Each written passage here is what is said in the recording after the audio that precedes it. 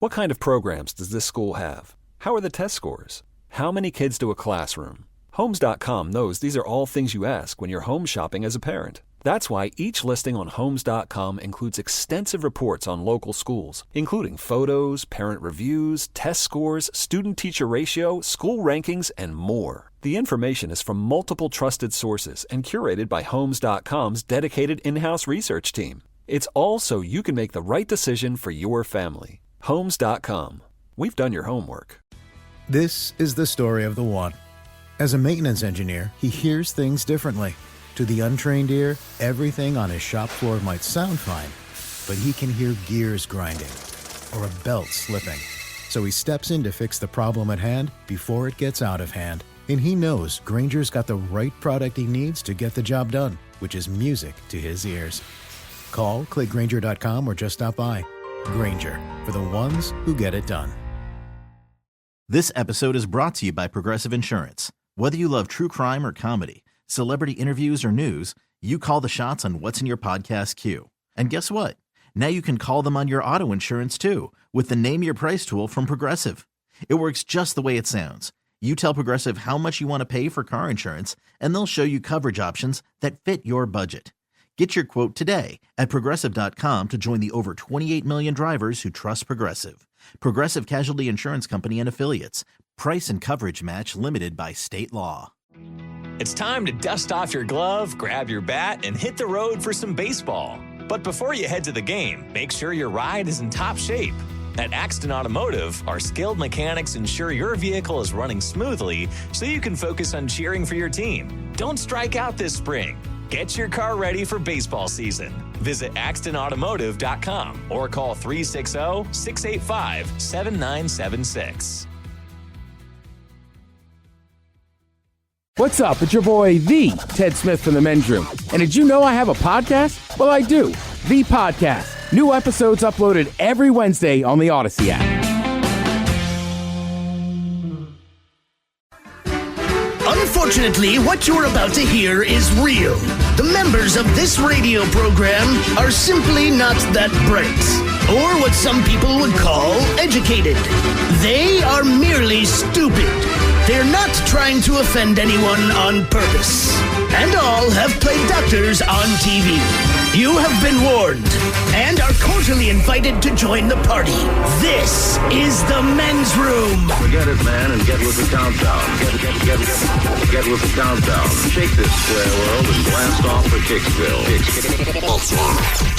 The trippers, the grasshoppers, the hip ones, all gathered in secrecy and flying high as a kite. This is the Men's Room with Miles and Thrill. You know what they say, shake your radio more than 3 times, and you're playing with it. You're listening to the Men's Room.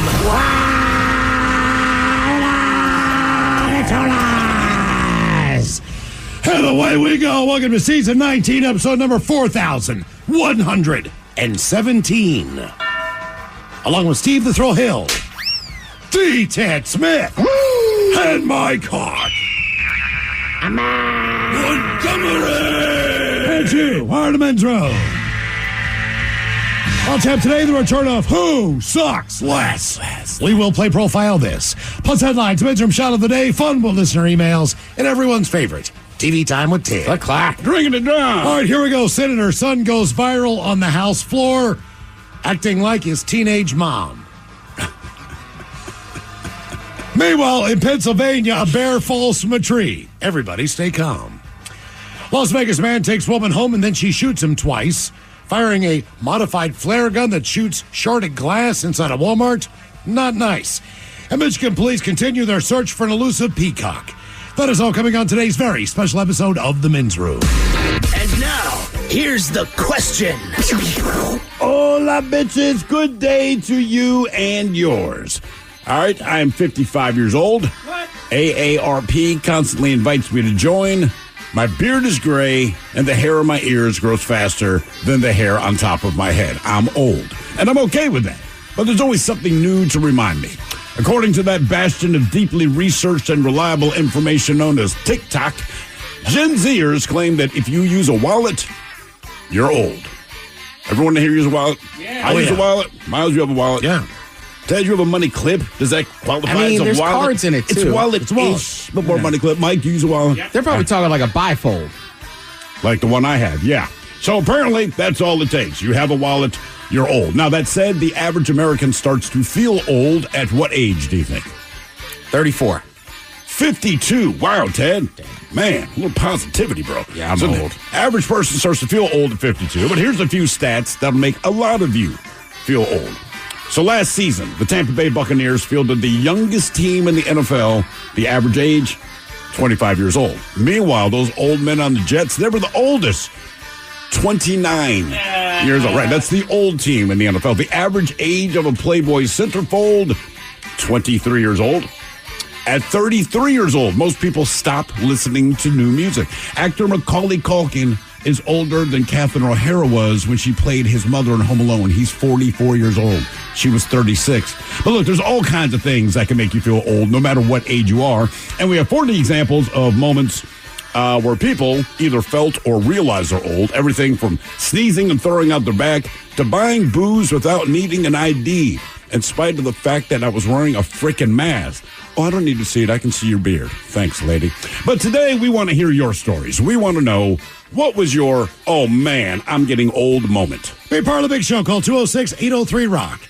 Like the Men's Room on Facebook. Follow us on Twitter and Instagram at Men's Room Live. And send your emails to the Men's Room at KISW.com. What kind of programs does this school have? How are the test scores? How many kids do a classroom? Homes.com knows these are all things you ask when you're home shopping as a parent. That's why each listing on Homes.com includes extensive reports on local schools, including photos, parent reviews, test scores, student-teacher ratio, school rankings, and more. The information is from multiple trusted sources and curated by Homes.com's dedicated in-house research team. It's all so you can make the right decision for your family. Homes.com.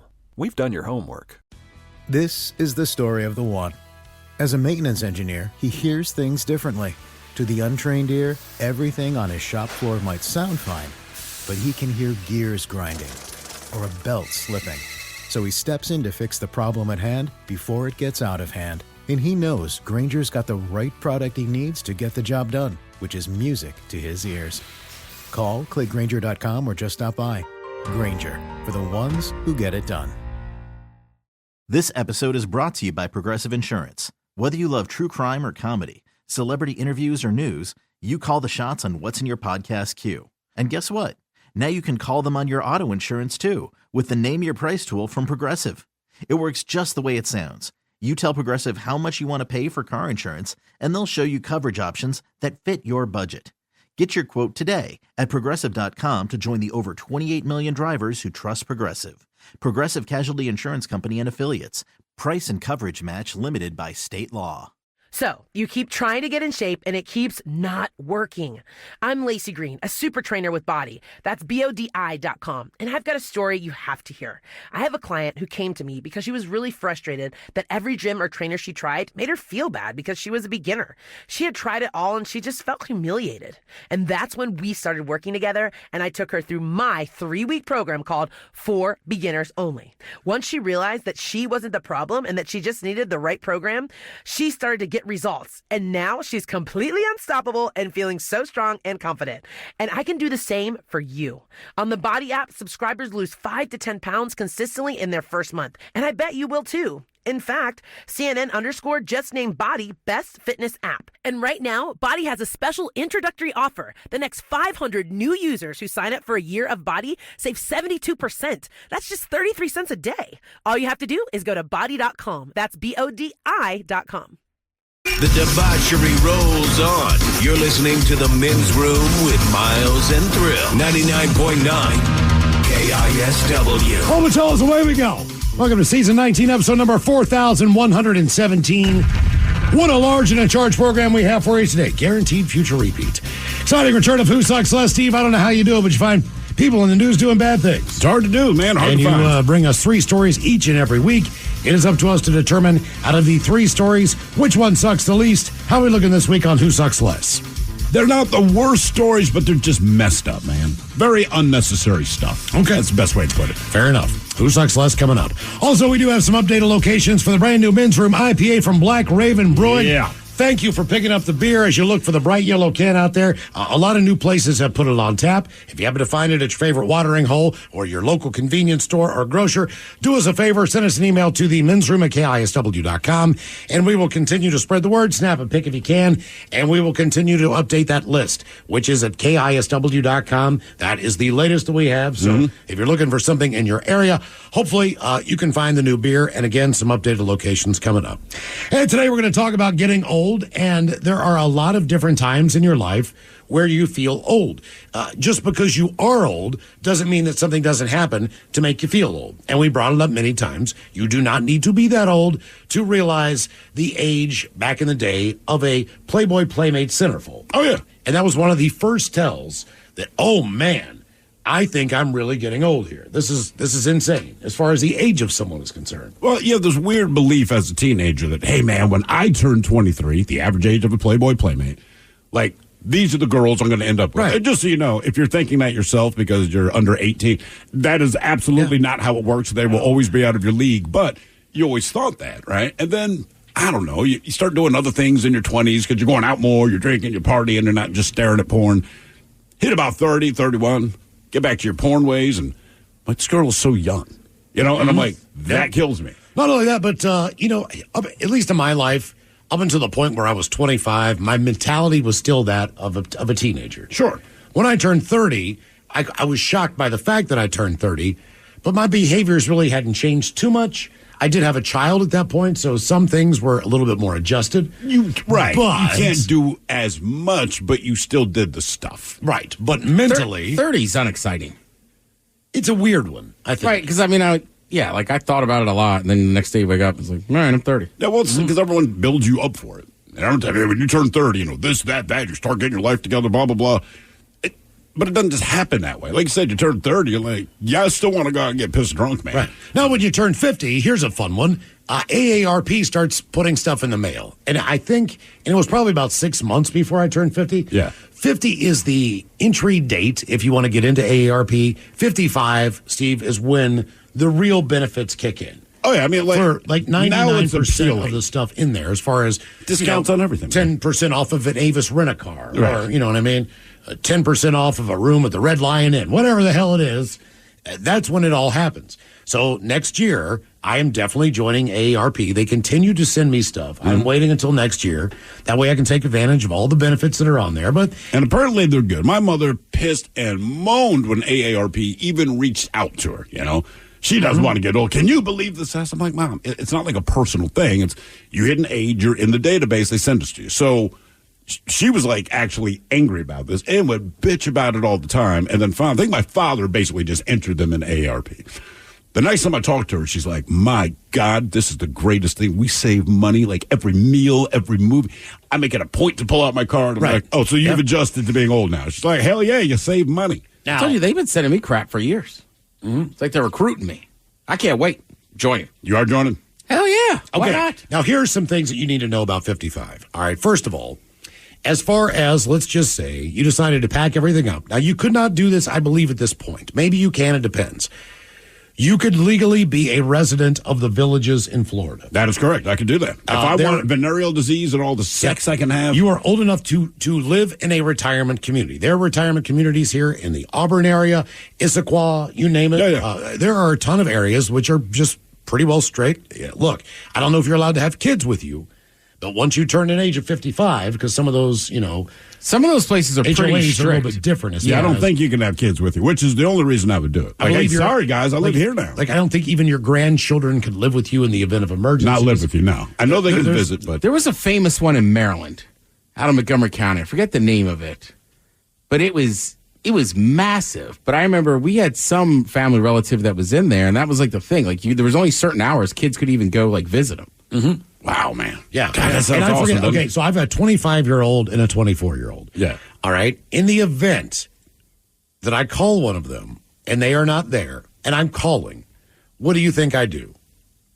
Leave a message. I leave a voice message. That is a parent thing to do. As soon only parents do that. I cannot Correct. think of the only person I can think of that I'd even leave a voice message is if I had to reach out to my kids. Nobody else. My mom has a landline phone with a little micro tape what is it answering machine. Answering machine, right.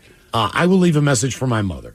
The only other people I leave a message for are my 2 children, who think it is absolutely hysterical, and they play it for their friends. Like, my dad leaves voicemails. Now, this is funny to them, you know? Yeah. But they don't check it right away. They'll check it like 2 or 3 days later. Like, Dad, I never even look at the phone portion of my phone as far as I don't call my friends. Right. Everything's text. We text each other, and very rarely, I just assume, like anything else, if I have like a 7 below the thing, normally it's 7 spam calls. Yeah. So I don't really even check, the phone portion of my phone, which to me is that's because we're old. That's my first choice is to make the call. B. I mean, I have a line of like texting back and forth. Finally, I'll just call somebody and be like, I'm tired of texting. Sure. Yeah. You get to that. Yeah. If the conversation is not going to end, it's just easy Or if to I call. need info like ASAP. Sure. I want to talk to a family leaving member. voicemails. I mean, if it's not like the doctor's office because they're automated. But you're I'll give kind my of mom expecting that. a little bit of a pass, but I'm like, you don't have to do that. Right. My mother, thankfully, she used to leave voicemails all the time. Now she will simply text a message. So I actually gave them a call Sunday and couldn't get a hold of them. Didn't bother to call back because it says, missed call from, I'm sure she has, my beautiful, glorious son. But she calls me back like an hour later. They'd been out at lunch, and she goes, hey, did you actually call me or did you butt dial me?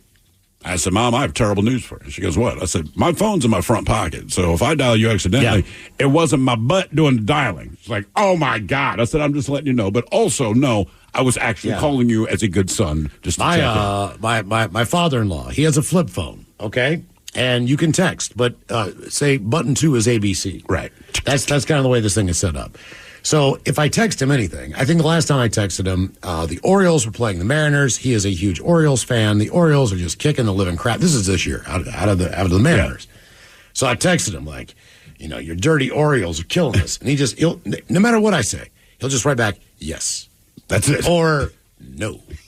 Or yeah, you know how long it takes to text on a flip phone? I know that. Mm-hmm.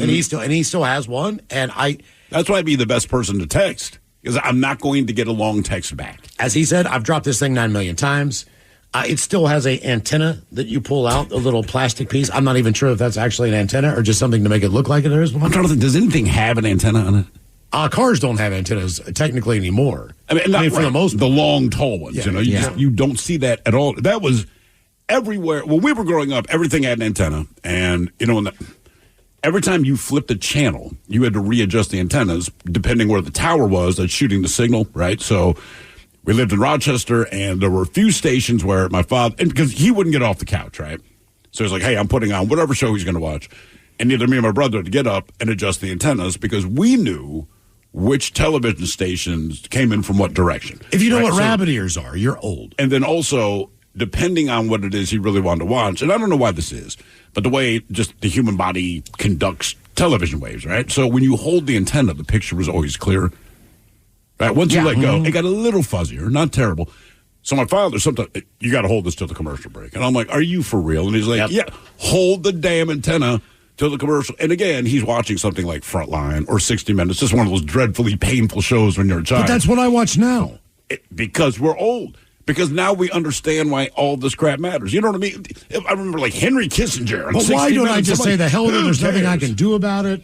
I can't really control what's going on. Because we care and we're angry and we're bitter and we're old. But you don't even have to be old to feel old. All right? So if you are 30 years old, if you're 35 years old, go to a club. You will feel old. Of course. Right? And after you're not an after old 35, person. 40, like you need to be in the VIP section if you're going to a night. You really do, right? Because it's just, and at that point, it seems creepy, even though you're not old, but you will feel old if you go to a club. My daughter was in an art class a couple of summers ago, and it's one of these art camps. She was the oldest kid there by 2 years. And 2 years is not much at our age, but at her age, she's like, this is horrible. I'm the only old kid there. She was 10 years old telling me this. And I'm like, it's bugging you that much? She's like, yeah. I think that's one of the reasons that your senior year it's not that you're excited not to graduate and be done with it, but it kind of sucks. because all the people you've ever looked up to, they're gone. And they're having fun, but they're having fun. They're doing whatever they're doing. They got a job. They're in trade school. They're going to college, whatever. Yeah. They got money. They got the car. They got beer. They're having fun. And then everyone below you, just like any other people below you, like as far as your age group, like, yeah, I don't care. Unless it's your brother's younger sister, younger brother, somebody you know from the neighborhood or whatever. It's just like, I don't, maybe a teammate, but other than that, like, I just don't care. I just want to get out of here. Yeah, but seniors don't care about freshmen at all. It's kind of a letdown. So, as they say, Gen Z dictates what's cool now and what is not cool, and that can burn millennials at times and everyone else. What is the latest item to be declared obsolete by Gen Z? That would be the humble wallet. Wallets are out, and anyone who uses them is officially old, at least according to TikTok. A user named Liz June, she's in her 30s, spoke about Gen Z's habits when it came to using their phones as digital wallets. Millennials, apparently, there's a new way that we can age ourselves, and believe it or not, it's having a wallet. Gen Z uses their phone as their wallet, so they have all their money and their ID in their digital wallets. Do any of you have your ID in your phone? No. Can you do that? Yes. You can. You can. Is that legally accepted? Like if I go to a bar? I mean, if they're doing it, I sure. assume so. I think it depends. But I've actually had to do it with my passport for something official, but it was just a picture of in the photos on my phone. I've since deleted it, but I can't remember what we were doing, but my wife and I both had to do it. And this is your passport. And they're kind of like, cool, even though it's on my phone. Right? And I was just like, oh, it's that easy, huh? And I feel like it is a case-by-case basis, because I did look this up, and I knew that they were experimenting with a digital ID. I don't know that everybody accepts it, but it's something that I've looked into as well. It's like, I don't want to have to, worry about where that thing's at all the time. Sure. My wife forgets her doggone ID all the friggin' time, so if I can have it, if we can have it in her phone, and she's also the one that's going to get ID'd if you go out. Yeah, no kidding. Because she doesn't look and that's old. the problem. But keep in mind, she might get irritated right now, right? Like, damn it, Michael, I left my ID at home. She's going to be real upset on the day where she says, I've left my ID at home, and they don't ask her for it. Yeah. That's the day. Like during the pandemic, everyone's rocking the mask, and I'm buying a bottle of booze at the Bartell, because that's what we did. And but this woman, she's IDing every single person. You pull down your mask, she sees your face, looks at the ID. I get up there, I have my ID out. She tells, oh, put it away, I can see your beard. Mm-hmm. My entire face is covered, but the gray hair's hanging under the bottom. Yep. I'm like, oh, you know what? That's conveniently insulting or insultingly convenient. Like, cool, it's one less thing I have to do, but humor me next time, man. That's right. I mean, Halloween, I went to our watering hole. Mm-hmm. I know the guy that works the door there sometimes, but I had on this, like, I have a jacket. It's like you zip it up, and then I'm like a bear. Okay. Of course. So it covers my head and everything. So he just walks up behind me and is like, I need your ID. And I unzipped it. As soon as he sees my bald head, he's like, oh, my bad, dude. Thanks. Yeah, thanks. With a hairline like that, you got to be drinking. You want to feel old? Here we go. Kids who just started their freshman year of high school. They were born in what year, Ted? 07. 2007 is correct. Oh. Most school-age kids do not know about 9/11. They know about it. They weren't around when it happened. But to me, that's like us when we were hearing about the Kennedy assassination or Pearl Harbor. Correct. I was it's this massive historical thing. You are very aware of it. Okay. You did reports on it, but honestly, you do feel old when my kids ask me about 9/11, and I realize, like, it's not that you don't remember it. You weren't even around. I was working. Yeah. So, yeah. 20-year-old Kelly Clarkson won the first season of American Idol how many years ago, Ted? Ooh, what was that? 2000? 2002, 22 years ago. And look what she's doing now. But so 22 years ago. The flip side of that is she's had a long time to get there. Like in my mind, I'm like, hey, man, good for her. Look at all the stuff. Then you go, you've had 2 decades to get there. Also, American Idol's been around for 22 years. Which is crazy. That was our introduction to Ryan frickin' Seacrest. Yes, it was. Now you can't get away from the guy. Popular music from the 90s is considered oldies today. Mm-hmm. So a lot of classic rock stations, believe it or not, are playing Green Day. They're not playing even just Linkin classic Park. rock, man, but what is our sister station here? Hot 103, man. Classic throwbacks, they call it. And I enjoy it, and I'm like, I was very alive for all of these. Put a ring on it, it's a throwback? The shocking thing is like, that's almost like you would call like soccer mom music. Yeah. But a lot of the songs they play, like, we would get in trouble for listening to them. Isn't that the irony? Yeah. All these songs are so controversial, and you're right. Now, mom's waiting for the kid to get out of school or jamming this crap in the car. Okay, so when the 70s show came out, that 70s show, today, That 70s show, it came out in 1998, which means in order for that 70s show to cover the same distance in time now, it would have to be called that 90s show. Which I believe they're actually working on, aren't they? They might be. I'd watch that. Most kids have never had to communicate without emojis. Emojis have been around for 25 years. Damn, really? Yes. They've been popular since they first appeared on Japanese mobile phones in the late 90s. There are 2,800 different emojis used today, and that continues to tick up. That is crazy to me because I think I use a total of 3 of them, depending who it is I'm talking to. If you're old enough to remember, the Brady Bunch first aired 55 years ago. So the Brady Bunch is as old as you. Cool. Nice. In addition, Scooby-Doo and the Pink Panther also turned 55. Scooby-Doo first aired in September 13th of 1969. Pink Panther about the same time. What kind of dog is Scooby-Doo supposed to be? A Great Dane? A Great Dane, I believe. So honestly, they average, 9 to 10 years? This would be like the 5th or 6th Scooby-Doo. If you're a child today, any kid, you do not understand what the concept of dial-up internet is. So the You Got Mail thing we play? Yeah. They have no idea what that is. Because the You Got Mail, that was basically during dial-up. And that was AOL. Who told you that you have mail? Right. If you had it, right, it was like, you got mail. Mm-hmm. Macaulay Culkin is older than Catherine O'Hara was when she played his mom in Home Alone. She was 36. He's 38 years old. Or she was at that time. Now he's 44 years old. 44 years old. Which is crazy. And she at the time was 36. First Harry Potter book. People love Harry Potter. That was published 27 years ago. The Sorcerer's Stone, published June 26, 1997. Damn. So if you thought, Harry, well, that explains why your kids, when they continued to watch the movies and the time that it took in between, the kids got, exponentially older, but they're watching them in order. And so my kid, they kind of lost interest at like the 4th movie, because when the first movie came out, my kids were about the same age as the kids in the movie, right? And they put out, 7 or 8 of them? But anyway, it goes over time. So my kids just kind of binge watching this thing. We got to the 4th one. They're like, dude, their voices are deeper. There's signs of facial hair. And my kid, they kind of checked out. Yeah. 26 years ago, if you wanted to search for something, what was the platform that you were on? Yeah, if you wanted to search for anything. What's that? Ask Jeeves. Ask Jeeves. Yahoo's another good one. The main source at that time was, and I've never even known of the site, was called The Back Rub.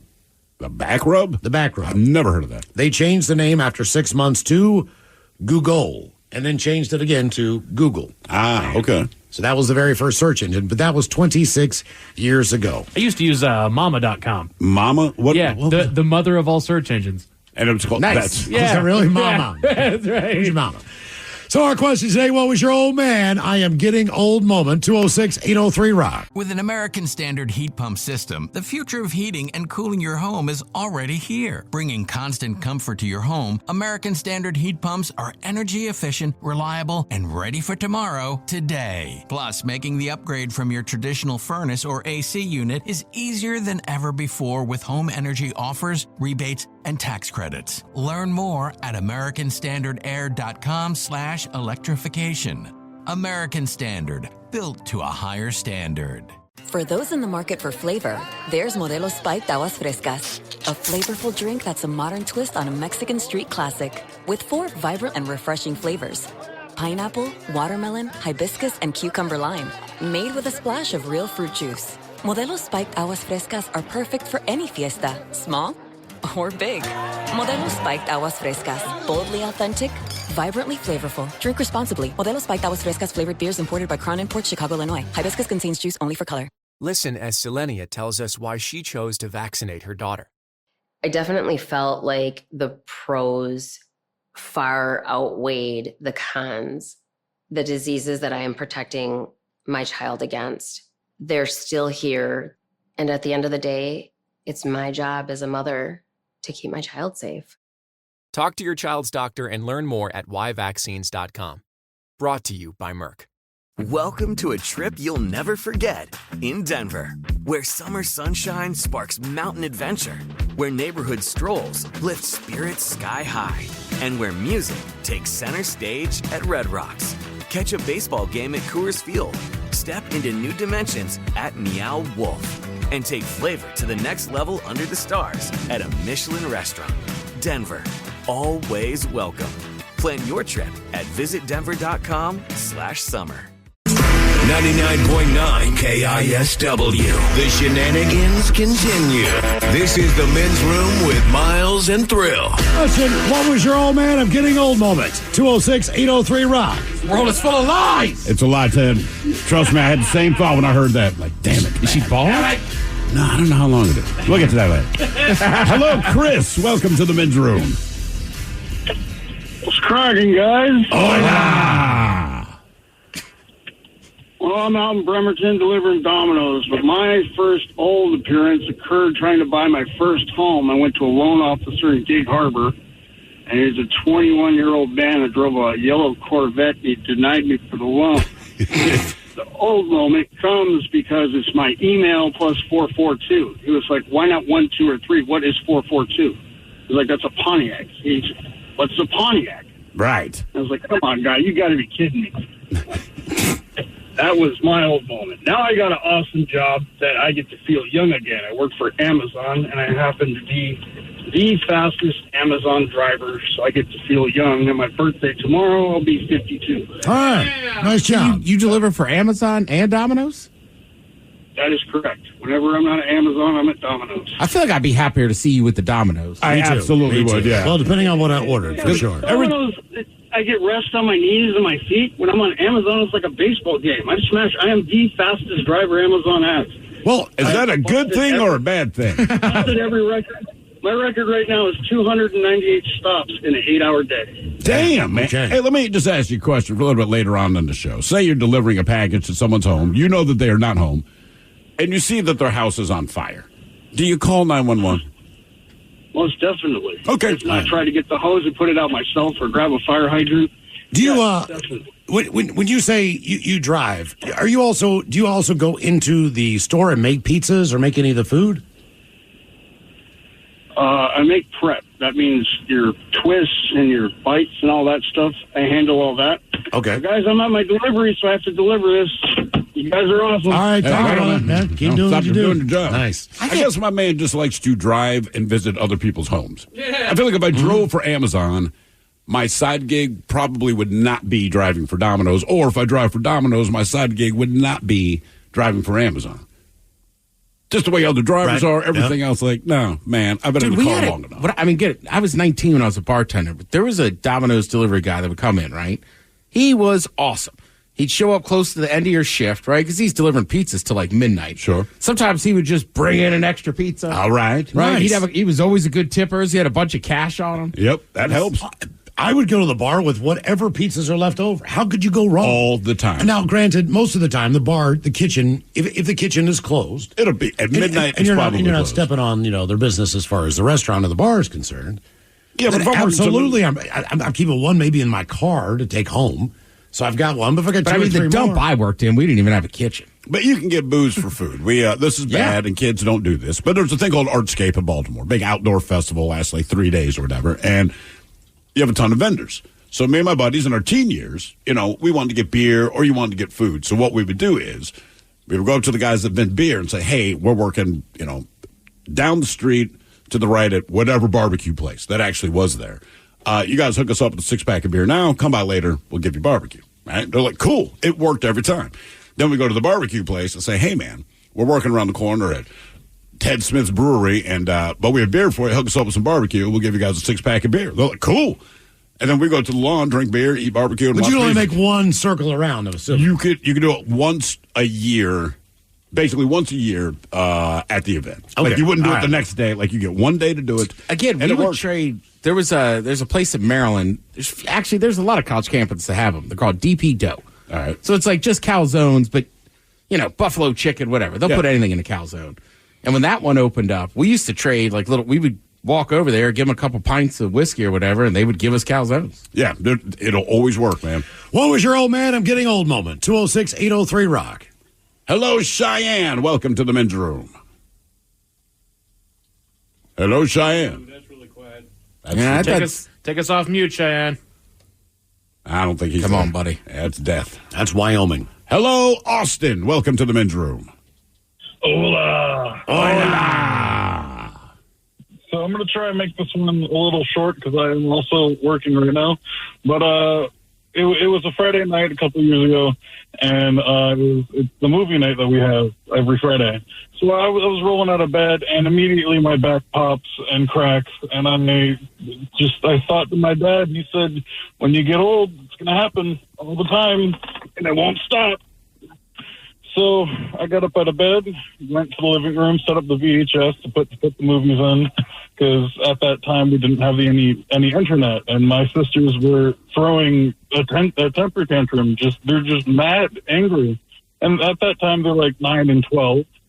But no internet, so that's the end of the world. So I set up the VHS, was putting the movies in, and they looked at me and said, "What is that?"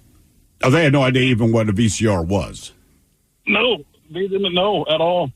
What year did DVDs kind of take over? So when did that switch? That mid-90s? When did the format switch? I can't remember to it.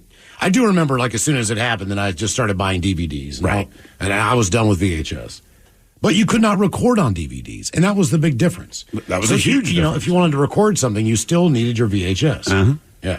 That's what I used to bitch about. But as far as your body cracking, popping, I get up every morning, man, and I have to stretch. And then I continually end up stretching throughout the day. At some point, I will take 5 all minutes, day, every day, 3 or 4 times a day, just to stretch out. Yeah, I was reached down and it's based on pain. It's pain and just tightness, and there's no reason. And he made a good point, though. When you're growing up, you see your parents going through all this, what you consider to be nonsense, right? Mm-hmm. And now I realize I make the exact same sounds that my father made when I was a kid. So you get out of bed, it's just, when you stand up. And for whatever reason, now when I yawn at home, and I don't know what, my dad used to do this, I always thought it was crazy, you yawn like you're Tarzan.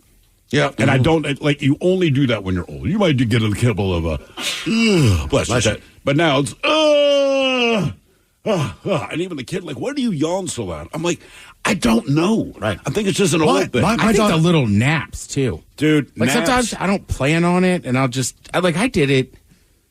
God, I did it the other day. I don't know. I just sat in the Chage Lounge watching something, and it was the middle of the afternoon. Just fell asleep. It was 20 minutes. I'm just you probably needed it. God damn it. That's what I always say. If you fall asleep, you need it.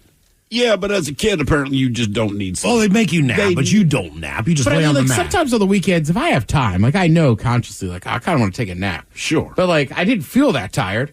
I just kind of sat in the Chage Lounge, I can relax. I typically when I wake up from a nap, if I do take a nap, I am absolutely exhausted. I'm yawning the rest of the day. Then when it's time to go to bed, I can't. What do they say? Is 20 minutes supposed to be the perfect nap time? Correct. Yes. Okay. Because if you sleep too long, right, you stay sluggish. Right. But I don't know how to program myself to only sleep for 20 minutes. The fact set an alarm. Well, yeah. But am I going to fall? The problem is this, Ted. I can set an alarm, but if I set an alarm for 20 minutes, if it takes me 10 minutes to fall asleep, then I only got a 10-minute nap. I hear what you're saying. You need to start it when you fall asleep, but you never know really when you're starting to fall asleep. I don't quite know when I'm going to fall asleep. Sometimes, man, me and my buddies, we'll just... I've done this at weddings, going from the reception to the after party. Sometimes I'll just close, even if you don't nap, just close your eyes and sit still for 20 minutes. Rest your eyes, and you'll feel right. But you might not fall asleep, but you'll feel better. You do. Oprah's the queen of the 20-minute nap, the power nap. What was your oh man, I'm getting old moment? 206-803-ROCK. Hello, Tisha. Welcome to the men's room. Hola, Tisha. Yes.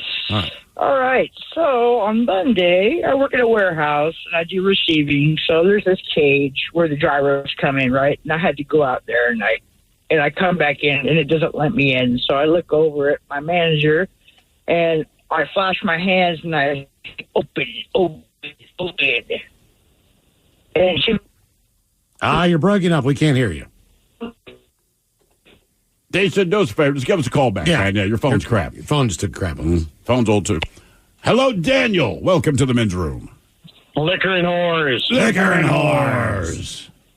So your guys' age compared to my age, you would be my older brother. I'm 52. All right. And so, AARP, that was not, something that I necessarily wanted to have to see come in the mail, even though, okay, we'll spend the $7 or $12 and get a subscription to it, save a couple bucks, whatever. And even what was the movie that had Jack Nicholson and Morgan Freeman, Bucket List. Yeah. Now, this is relevant Never trust a fart. Just so we're in it right now. Okay. Yeah, you are at the age. Right. Safe overall. That wasn't my old man. That was my old man moment. I had a few years right before COVID where I was not working. Mother-in-law passed away the month before COVID happened, and then I ended up getting hired right at the same month that COVID happened, and I was off work for like about 3 or 4 years. So I ended up going into a construction company, and I ended up being the oldest guy out on the floor. Oh, yeah. That sounds about right. Hey, look, man, that job will take its toll on you. If you do manual labor every day, for sure. There's a lot of guys that either get injured or, the best years of your life doing that is when you are younger. The older guys just seem like more of foremen or guys they're able to do their trade. But we actually run circles. Sorry, I didn't mean to cut you off there, Miles. But we actually run circles around some of these young kids that really have no idea what the F they're doing.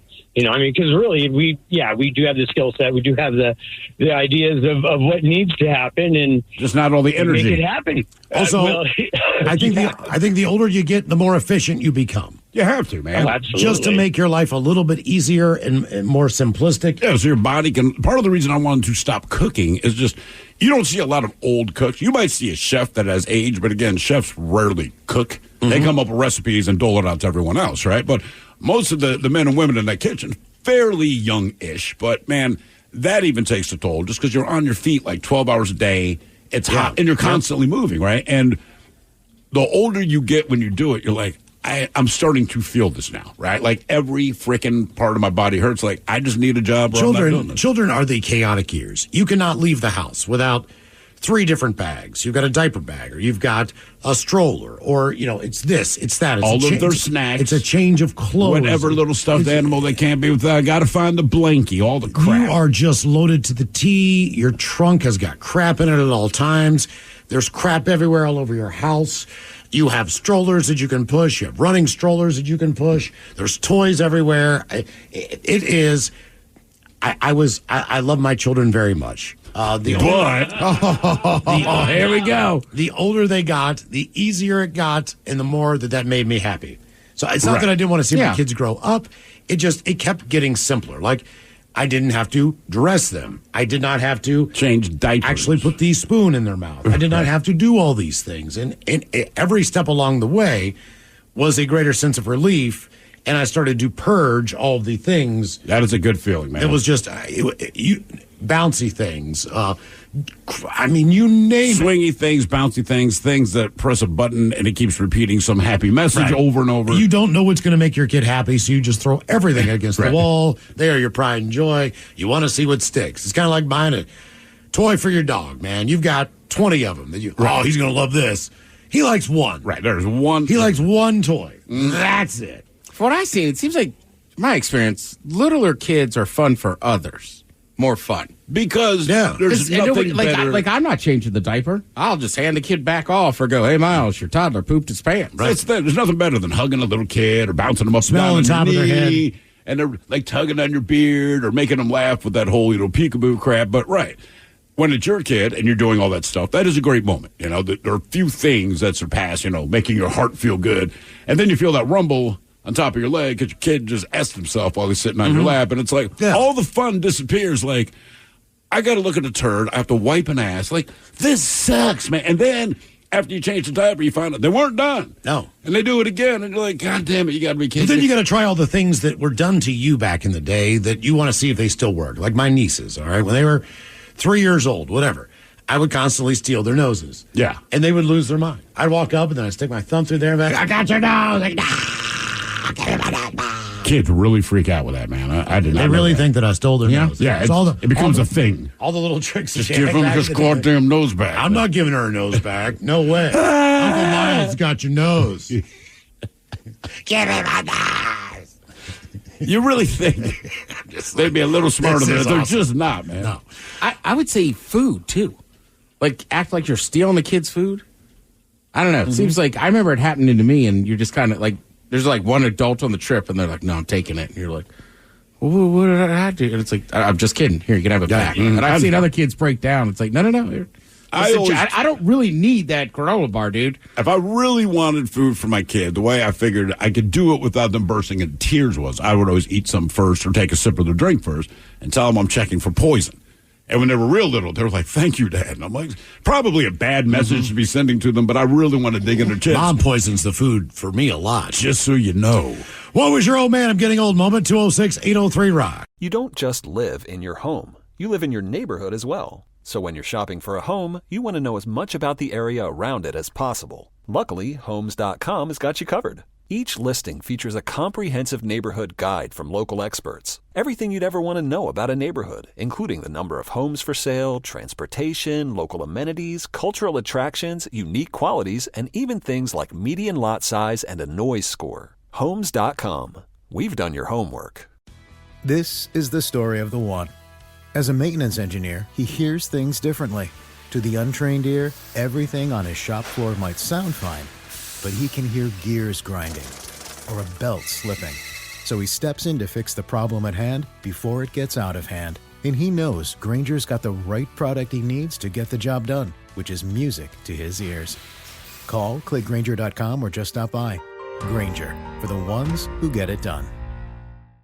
This episode is brought to you by Progressive Insurance. Whether you love true crime or comedy, celebrity interviews or news, you call the shots on what's in your podcast queue. And guess what? Now you can call them on your auto insurance too with the Name Your Price tool from Progressive. It works just the way it sounds. You tell Progressive how much you want to pay for car insurance, and they'll show you coverage options that fit your budget. Get your quote today at Progressive.com to join the over 28 million drivers who trust Progressive. Progressive Casualty Insurance Company and Affiliates. Price and coverage match limited by state law. You don't just live in your home. You live in your neighborhood as well. So when you're shopping for a home, you want to know as much about the area around it as possible. Luckily, Homes.com has got you covered. Each listing features a comprehensive neighborhood guide from local experts. Everything you'd ever want to know about a neighborhood, including the number of homes for sale, transportation, local amenities, cultural attractions, unique qualities, and even things like median lot size and a noise score. Homes.com. We've done your homework. What kind of programs does this school have? How are the test scores? How many kids to a classroom? Homes.com knows these are all things you ask when you're home shopping as a parent. That's why each listing on Homes.com includes extensive reports on local schools, including photos, parent reviews, test scores, student-teacher ratio, school rankings, and more. The information is from multiple trusted sources and curated by Homes.com's dedicated in-house research team. It's all so you can make the right decision for your family. Homes.com. We've done your homework. With an American Standard heat pump system, the future of heating and cooling your home is already here. Bringing constant comfort to your home, American Standard heat pumps are energy efficient, reliable, and ready for tomorrow, today. Plus, making the upgrade from your traditional furnace or AC unit is easier than ever before with home energy offers, rebates, and tax credits. Learn more at americanstandardair.com/electrification. American Standard, built to a higher standard. Welcome to a trip you'll never forget in Denver, where summer sunshine sparks mountain adventure, where neighborhood strolls lift spirits sky high, and where music takes center stage at Red Rocks. Catch a baseball game at Coors Field, step into new dimensions at Meow Wolf, and take flavor to the next level under the stars at a Michelin restaurant. Denver, always welcome. Plan your trip at visitdenver.com/summer. What's up? It's your boy, the Ted Smith from the Men's Room. And did you know I have a podcast? Well, I do. The Podcast. New episodes uploaded every Wednesday on the Odyssey app. 99.9 KISW. We return to the Men's Room with Miles and Thrill. Not too long ago, a TikTok went super viral when a woman had a revelation about old people names. Her daughter said, "Mom, Ashley, Amanda, Amber, those are old people names." Really? She's like, "What?" So guess what? Which ones are? Ashley, Amber, Amanda, old people names. I think I've dated all three of those. None of her friends. Well, that's because you don't date teenagers. And you're old. And I'm 43. Yeah. Right. So 40 names that they say are old.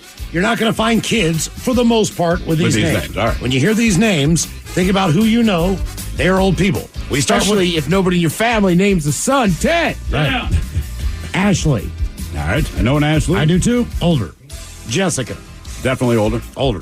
Samantha. Definitely older. I know it's Samantha. Lauren.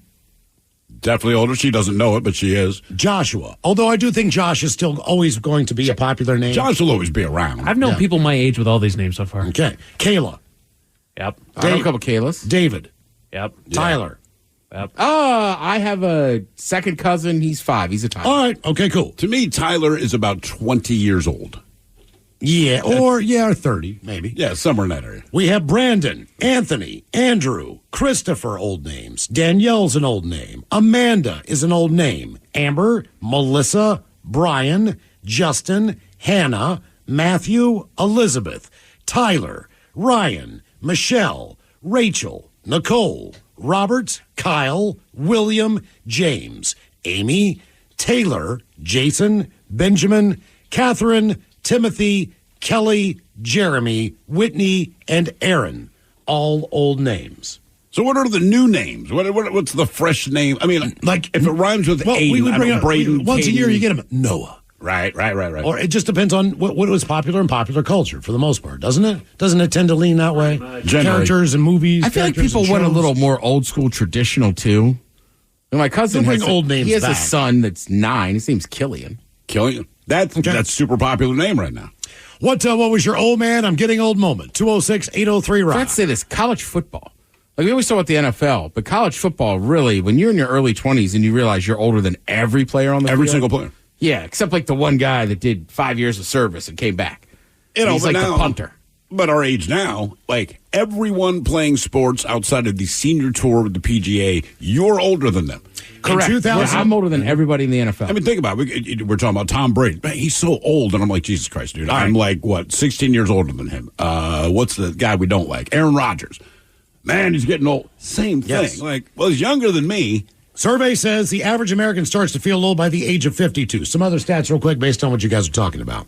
In 2023, the average age of players within each Major League Baseball team was between what range? 4 years, Ted. The average. For baseball? For baseball. For baseball, I'll say 27 to 31. You are on the money. 26 to 30 years old is the average age. What do you think it is with hockey? Man, oh man, because I feel like either you are 38 or you are 21. And it seems like there's nothing in between. Well, and hockey can even get younger. I feel like there's a couple that are like 18, 19 years old because they get the call up quick. Yeah. So do baseball players. It just takes them, it seems, longer to advance. Right. Because they're still able to be drafted in high school. Right. Where the NBA, they've changed the rules a little bit, but I mean, it's still a younger. Okay.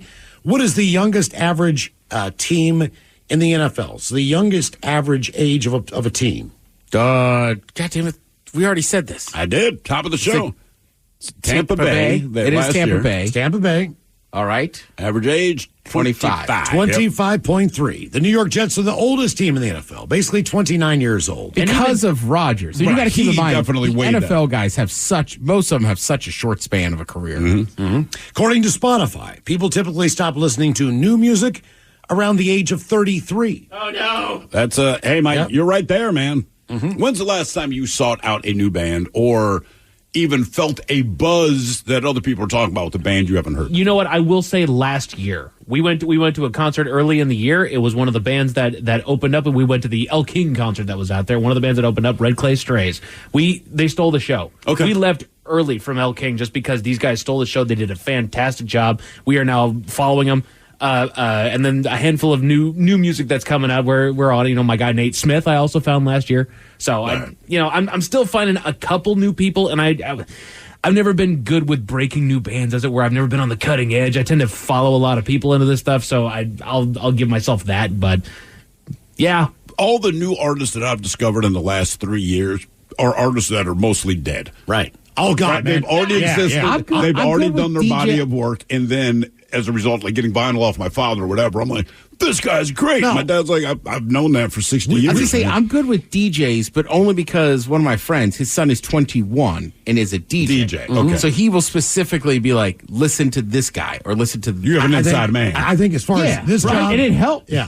Now, this job, we've been here for 20 years. Yeah. And I know 2 instances where I was like, oh my God, am I old? In the first one, we weren't that old. It was a band that came in. We had probably been here for 6 or 7 years from Australia, and the band's name is Airborne. Oh, yeah. And they sound a lot like AC/DC, but those guys, you know, we were still throwing down. Not those like them, guys dude. were 18-year-old Australians throwing down. I mean, apparently they were going hard back then, obviously, because they're younger. They're obviously, are in a rock and roll band. They're from Australia, all the filters. But I felt old. The second time was when Greta Van Fleet came in. They played an acoustic show. Yeah. So they were just kind of meandering around. We did not interview them. We did not talk to them, but I saw them play. And I'm looking at how young their faces looked. And I was like, oh, my God. Years later, so they played the Tractor Tavern, keep in mind. They come back and they play... I saw Airborne at the Tractor. Yeah, they play the Paramount next time around. Right, something like that. Next time around, Climate Pledge Arena. Oh, yeah, sold out. So Greta Van Fleet, boom, boom, boom, boom, boom, right? And they're still young. But Sam comes in, the bass player. And I mean, he's got this baby face. Wasn't he 19, I believe? 17? Man, whatever he was, I'm just like, it just pissed me off. Have got to be kidding me. The band's awesome. Don't get me wrong. Maturity level musically, superior. But when you're talking to him, you're like, you're the same age as my daughter. Right. This is insane. I'm surprised you didn't ask for your daughter's digits. What was your old man? I'm getting old moment. 206-803-ROCK. Hello, Jim. Welcome to the men's room. Hola, how are you guys? Hola. Yeah, so a couple weeks ago, I was at a car show with my daughter, and a guy asked me how old my granddaughter was. Oh, damn. We had that happen to a coworker. Yeah. That one hurt. And the worst part is my daughter's only 8. I'm 52. Okay. And she keeps calling me Grandpa now. Oh, no. Good for her. Really? Yeah. Well, that you have to understand that is later in life than most people have children. Sure. Yeah, and I get that, but it's still painful when she calls me Grandpa. That's all right. Yeah, and she's 8. She's doing that. Okay. She, Let me ask you. She just smiles because she knows it hits a nerve. Oh, don't worry, dude. My daughter loves to remind me that I am old and that I am bald and that I am bald because I am old. This is like a daily thing. Okay. Let me ask you a hypothetical, all right? Yes. Would you rather have your 8-year-old daughter refer to you as grandpa and someone else see that and make that observation? Or would you rather be walking out of a Sounders match with your adult-age daughter, or she was probably maybe a senior in high school, and someone who saw me say, "Ooh, Miles, way to go, nice work, man." Because we're walking together. I'll take the 8-year-old. I'll take the 8-year-old. Yeah, I mean, that was the one I was just like, dude. Yours hurts. Miles is creepy. Like, dude, it's my that's daughter. A thing. Yeah. Way to go, man. Because even afterwards, the guy was like, good job. Yeah. After I told him, I'm like, it's my daughter. He goes, oh, nice job. Yeah. Well, at least that part was heartfelt. I guess. Yeah, we have a coworker who, the best part of this is, all right, so it is his son, not his grandson. But he went to a coffee shop. His son had very long hair at the time. So I guess the person behind the counter asked him how old his granddaughter was. Yes. And he's like, okay, well, first of all, that's a boy, not a girl, and I'm his father. And it just got awkward. Me and Miles coffee were on the dying house of that. today. Here you go. No, How old's your no. granddaughter? Do you mean my son? Yeah. Dude, I told you, when I was doing door-to-door sales, the guy was in a wheelchair. Like, obviously he was sick. Yeah. And I was, like, trying to sell her. They were very nice. And I go, well, this could help out you and your father. Oh, and the guy just shoots me this look. And I'm like, oh. She's like, that's my husband. I was like, yep. It was so awkward that, like, I didn't even try to sell. I think I was just like, I could leave. I'm going to go now. What was your old man? I'm getting old moment. 206-803-ROCK. Hello, Eric. Welcome to the men's room. Hola. Hola. So I coach high school soccer, and my first ever I'm getting old moment happened last year when I realized the freshmen in the program were born when I was a freshman. That'll get you, man. So you're not that old. No, I'm 30 right now. But you got to remember, it's relative. Okay. Right? You're not old if you're talking to us, but I guarantee you, every kid on your soccer team, they consider you an old man. Yeah. I mean, just period, right? Yeah. Now, did you play high school soccer? I did. I actually played high school where I coach. Okay. Did you play collegiately? I made it up to community college. All right. Not bad at all. can you still get out there and not just embarrass yourself in front of your players? Could you step in, you know what I mean, for 15 minutes at any position and keep up with them? Yeah, I could. I may not for long, but yes. All right. See, I think that's impressive because soccer, but I feel like at 30, you can still roll. You have that edge. You can do it at 30. If you ask me to do it now, it's like that. How old's Messi? There's no chance. Granted, he's Messi, but how old is he? I don't know. Messi's got to be like 37, 38. All right, so he is up there. He's been playing forever. That's why he's in MLS now, right? But I think when I think of old players playing soccer, I think of, goalies. Yeah, generally. I mean, other than that, yes, you have one or two. Like Freddie Montero. 36. Freddie Montero. 36. Is Freddie Montero still playing in the MLS? I don't know. Because, like, when the Sounders got here, Freddie was the star of the show. Right. But up until a couple of years ago. I mean, I know he went to Vancouver and came back and everything, but it still seems like that's a pretty long career. But when he started, like anything else, like... He started so young. Yeah, like Freddie Adu. Somebody like that. He played for DC United. He had a long career, but he started when he was 15. You know what sounds bad? So my son... LeBron's the same way. My son always wants to throw the baseball now, right? No problem. We go outside. We play catch. Now, my arm is killing me the next day, right? My shoulder, just from playing catch. So I don't say anything about it. And he wants to do this we will end up doing it tonight because it's nice out all the freaking time. And my shoulder is just killing me. I was so happy that the last time that we threw the ball back and forth, when he threw his first ball to me, he went back and kind of rubbed his shoulder and said, man, I'm sore. I'm like, okay, thank God, man. Because I've been hurting for like a week and a half, but it finally happened to you. Okay. I was sitting with somebody this weekend. Their 19-year-old son sitting next to him. We're talking about throwing a baseball around. Just the same thing. Like, I grew up playing baseball. I can't tell you the last time I played catch. Right. And this guy goes, I bet I haven't played catch in 19 or 20 years. We just look at his son like, he never played catch with you? Never, not once. Damn, man. Right. Ooh, come on. And he's a pro baseball prospect. What was your old man and getting old moment? 206-803-ROCK. Hello, Zach. Welcome to the men's room. Hola. Hola. So, about 5 years ago, when I was 25, I was a middle school youth pastor.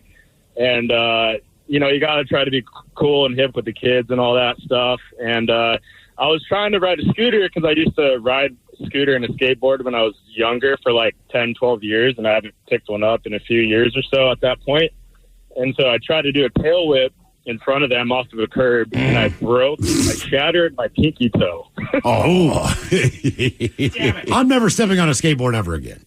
I learned my lesson. I have learned my lesson on that. Like, I used to be able to do it. I cannot do it anymore. I just don't have the ankle strength. Like, I get the wobbles even when I'm pushing off with my plant foot. I can't even get balanced on the damn thing now. No, it's tough.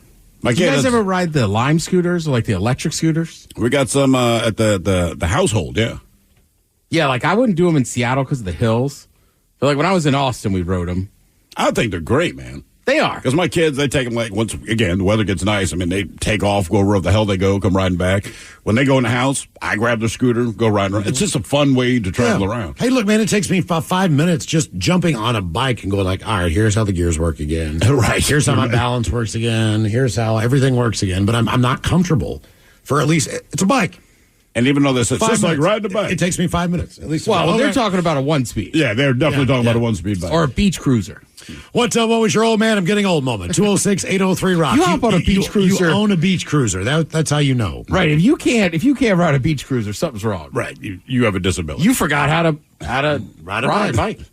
Hello, Mark. Welcome to the men's room. Hola, gentlemen. Hola. First-time caller, loved the show. Met you all when you came to Bremerton. Miles would probably remember my wife. She was a girl from Huntington, West Virginia. Oh, yeah. You don't meet a lot of people from Huntington. I'm glad that's the reason. I thought you were going to say she had big boobs. I thought you wouldn't stop looking at her. I know that. I for sure. You asked her if you could touch one. Yeah, it was Miles being creepy. I stand corrected. Can I hold my beer in between those? All right, cool, thanks. Can I touch one? All right, two. I don't know. Somehow that seems worse. I touch one boob. Just poke it. No, just the one on the left. So when did you start feeling old, Mark? So I was in the Navy for 30 years, do my retirement ceremony, sitting around with the family. We're all getting a little loose. And my sister, in her infinite wisdom, said, let's pull out some old home movies of when we were younger. And I was like, oh, dear God, why? So she pulls out her wedding video, and because we had played a pretty good prank at her, that's another story for another day. And as the procession is going by with all the bridesmaids, one of the bridesmaids goes past the camera, and I was like, wow, who's that? And she says, that's Carol. That was my first wife. Oh, damn. Oh. That was your first wife. And you didn't remember she was in the wedding, or you didn't remember what she looked like? I didn't remember what she looked like. I was like, oh, my God. Wow. I mean, it was like 28 years earlier. I was like, oh, my God. Now look, old. Man, I understand you might not, like, top of your mind, maybe you don't have a clear picture of what you're at, but I feel like if we show you a video, it should immediately snap in your head. You said Carol, right? Yes. As in E. Jean? No. Okay, no. I know it's common for people named Carol. I don't even know who is that. No, that was the exact opposite. Exactly. That's my ex-wife. They're like, that's your accuser, sir. Yeah. What was your old man, I'm getting old moment? 206-803-ROCK. That's bad. That is bad. Like, you should at least remember what your spouse, I don't care how long you've been divorced, you should be able to recognize them in a wedding video at your sister's wedding. If you had a lineup of all the people that you had sex with, right? Going back to the very beginning until right now. And some of these you might have forgotten about. But I'm pretty sure... I'm sure there's a few. I'm pretty sure you're going to be 99% accurate on identifying that person now by their name, even as they have gotten, older. I don't know, man. Remember, we're at that comedy club in Baltimore years ago, and we kept looking at each other, and she definitely looked familiar. I could not figure out even where I knew her from, much less remember her name. But we started chatting, and I'm trying to get a feel for how it is we know each other. And you're asking all these real basic kind of questions. Do you hang out at this bar? All this kind of stuff. And finally, she's like, dude, we had sex. I'm like, oh, God, that's right. Yeah. How you been? I said 99%. Yeah, 99%. What was your old man, I'm getting old moment? 206-803-ROCK. And actually, when she told me that, my thought was, cool. Glad we did that. How was it? I'm like, was I good? Because I don't remember. I'll revisit that if you'd like to. But it's weird sometimes. There's a way you remember somebody, and people just look different. They do. They do. Even when I went, I don't know. It's some people I can't explain it. Sometimes I'll go back east and it'll be a family function or like a DeMatha thing. There's just some people I'm just like, I don't know. I just don't remember that guy. Really? Yeah. You know what's sad, man? Miles, as far as you're saying about line up all the people you've ever had sex with, 50% of them, I'm sure I could identify by vagina alone. Oh, really? Yeah, I'm talking about face and name recognition. No, I know that, but I'm saying if they just said, "Who is this?" I'd so be you would all you need is a picture of their midsection? 50% of them. Yeah, not all of them, but 50% be like, I remember that one, either for good reasons or bad reasons. It would be easier for a woman to do that, I believe, than a man. What, just looking at penis pictures? I think it would be easier to identify a penis than just a general midsection of a woman. So you take a woman... Because you can change that appearance. I still think I have a better shot of seeing her face. Yeah, me too. And their name. No, I would have a better shot. I'm just saying, I'm telling you, I could hit 50%. And look, man, I'm sorry. It's a brand new game show coming to NBC. These are the memories that you have. Do you remember? I don't know, man. It was like a nacho. It was like a landing strip there. Right. I had no idea. What have you done? What was your old man? I'm getting old moment. 206-803-ROCK. What kind of programs does this school have? How are the test scores? How many kids do a classroom? Homes.com knows these are all things you ask when you're home shopping as a parent. That's why each listing on Homes.com includes extensive reports on local schools, including photos, parent reviews, test scores, student-teacher ratio, school rankings, and more. The information is from multiple trusted sources and curated by Homes.com's dedicated in-house research team. It's all so you can make the right decision for your family. Homes.com. We've done your homework. This episode is brought to you by Progressive Insurance. Whether you love true crime or comedy, celebrity interviews or news, you call the shots on what's in your podcast queue. And guess what? Now you can call them on your auto insurance too with the Name Your Price tool from Progressive. It works just the way it sounds. You tell Progressive how much you want to pay for car insurance, and they'll show you coverage options that fit your budget.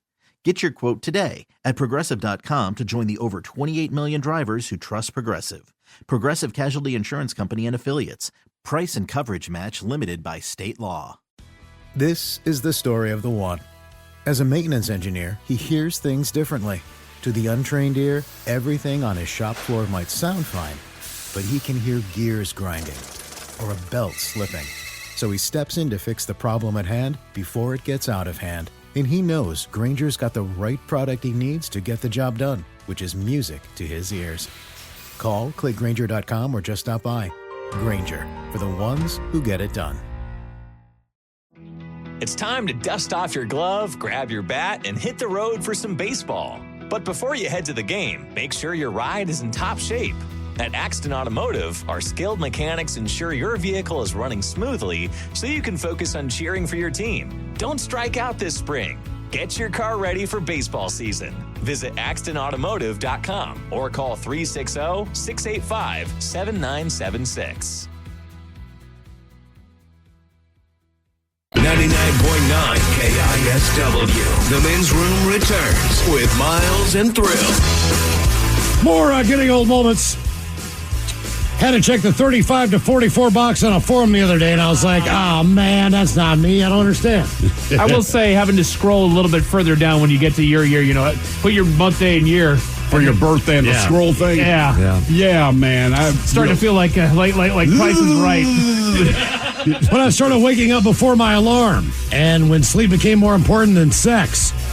Here's another. Just the other week, I realized I relaxed the wrong way and effed up my back.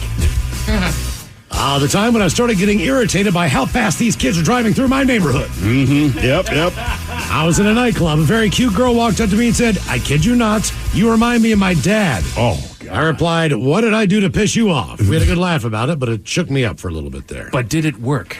Dude, I was at a Halloween. We were in a nightclub, and it's me and my two buddies. Mm-hmm. So obviously we're older, but we're up at the VIP, whatever. But my one buddy has on just a suit and then a mask that he looks like a werewolf. And his hands are covered in werewolf stuff.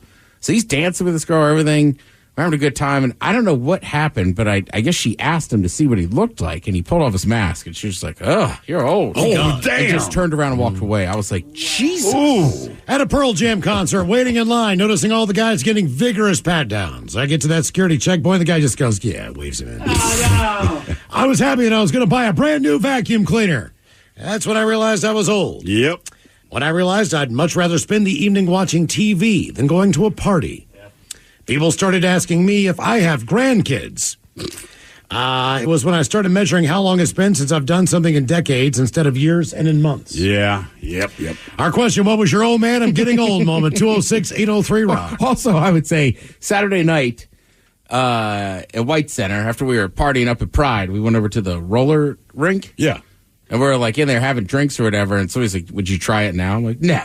Oh, roller skating? It looked awesome. Sure. And the people in there looked great. I was just like, I feel like I would just hurt myself. I will hurt myself. Yeah, I'd still give it a shot. I'd get back out there and try. I just got to go slow and make sure that my daughter's not there. I would not. This is a great text, and I feel like this one, it'll definitely reverberate with us. I'm Rob from Spanaway. My I'm getting old moment was the day I heard Metallica's Woman playing over the speakers in a grocery store. Grocery stores are that is right, man. But when you're hearing Metallica and you're at Safeway, you go, okay, this used to be like the Bay City Rollers and Bee Gees territory. And that made sense to me. Hearing Metallica now, oh my God, I've heard LL Cool J in the grocery store, and it's just crazy to me because it's at old the time, people. Grocery stores are geared to old people music. And that's when he knew he's old. And I will say this, my kids, they don't do this intentionally, but I keep asking them to stop. People can make fun of me for being old. I don't care. But there's one thing that my kids say that it's crippling, which is, and they're being very honest. They just go, well, you were born in the 1900s, and there's just something about, I'm like, guys, say 20th century, do not say 1900s. And my son, it says, why? I said, because I cannot guarantee that you'll be adopted into a good home when I take you out. That is why. I graduated in the last century. 99. But somehow, last century doesn't bug me as much as 1900s. I had a child in the last century. Wow. I mean, criminy, you guys did all that in the last millennia. Yeah, that's right.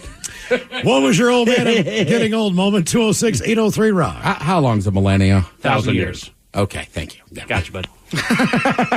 Hello, Seymour. Welcome to the Men's Room. Hola. Hola. Hey, so just a quick PSA. Men's Room IPA is up here in Lake Stevens at Trestle Station off of the 2. Awesome. Thank you. Appreciate Lake it. Stevens, Yeah. huh? Nice. Yeah, so real quick, my wife and I work from home. I'm retired from a career in the military, and I suffered some injuries as a result. And anyways, about 6 months ago, my wife drops my kindergartner off and comes back, and I tell her I've got about an hour before my meeting starts for the morning. And she gives me the old nod, nod, wink, wink. And so we go upstairs, and is that the meeting? Things are progressing quite well, and it's past the 7th inning stretch. And then I start to feel, about the same time I start feeling good, I start to feel this pain reverberating in my right quad, going up my hamstring, going up my leg. And just as the train's leaving the station, my ass cheek locks into this Charlie horse. And right about the time I'm supposed to be, showing my wife how impressive I can be, I fall over like one of those fainting goats. and I end up in the fetal position for about a half an hour. She throws a towel at me like, clean yourself up. Oh, and no. then I end up staying there for about a half an hour. Is that how long it takes just to get uncramped? Yeah, about a half an hour. It was a lower back cramp. And well, if you don't mind me asking, how old are you? You said you've got a 5-year-old. I'm 49. Okay, all right. I mean, that's the age. Yeah, well, I got 6 kids. I got the youngest is 6, and I got 5 boys ahead of her. The oldest is 28. But yeah, that was the moment when I was like, when you have to start doing pre-stretching calisthenics prior to fun time, that's when I realized I was kind of getting up there in years. That is bad. If it's like, hey, baby, you want to have sex? I need like 5 minutes on the treadmill, and then I'm all in. Yeah. How many kids still live with you? 5. So you have 5. And are they close to graduating? I've got a soon-to-be senior, and then another 18-year-old who graduated last year lives in the house, and then a 11-year-old and a 6-year-old. And you work out of your home? Yes, sir. With 5 kids? Yeah. How do you get anything done, or do they just know, like, do not F with Dad if I'm working? I had to put a sign outside my door in my office that was pretty much, red light, green light, go, don't go. So they know if the red light's on, pretty much, Dad's in a meeting, a Zoom call or something, and don't come in. But other than that, it's not bad. I mean, I'm allowed to, I go make my daughter lunch and hang out and play, and it's pretty good. What is your grade cutoff on your current educational level as far as being able to help with homework? So I would say that I'm good up until about 7th grade. Maybe 8th grade. 5th. If it's math, what I have found out very recently, my math skills end at 5th grade. So my son is in 6th, my daughter's in 7th, and I'm like, I cannot help you. I don't even understand what you're asking. So what's your cutoff on being able to actually go and be beneficial to your child? Right. Yeah, I'd say like for real about 5th grade. Once they started the new math stuff, I was done. Okay. And then the thing is, when COVID hit, my studio shut down, and so I decided to go back to school on the GI Bill, and I was all excited to be, a new man on campus, and so I went and checked into the community college, and then of course, the first classes they're all, from home. They're all remote because of COVID. So I started attending these Zoom classes. I'm older than my professor. And what I couldn't understand is there were so many of these classes where you get participation points just for being active in the conversation, and these kids are just checked out, not saying anything. It ended up being pretty much a diatribe between me and my professor. And I'm texting these guys on the side like, hey, man, speak up. This is free points, free money. And it just ended up being frustrating. Oh, we'll do well on the test. We don't need that.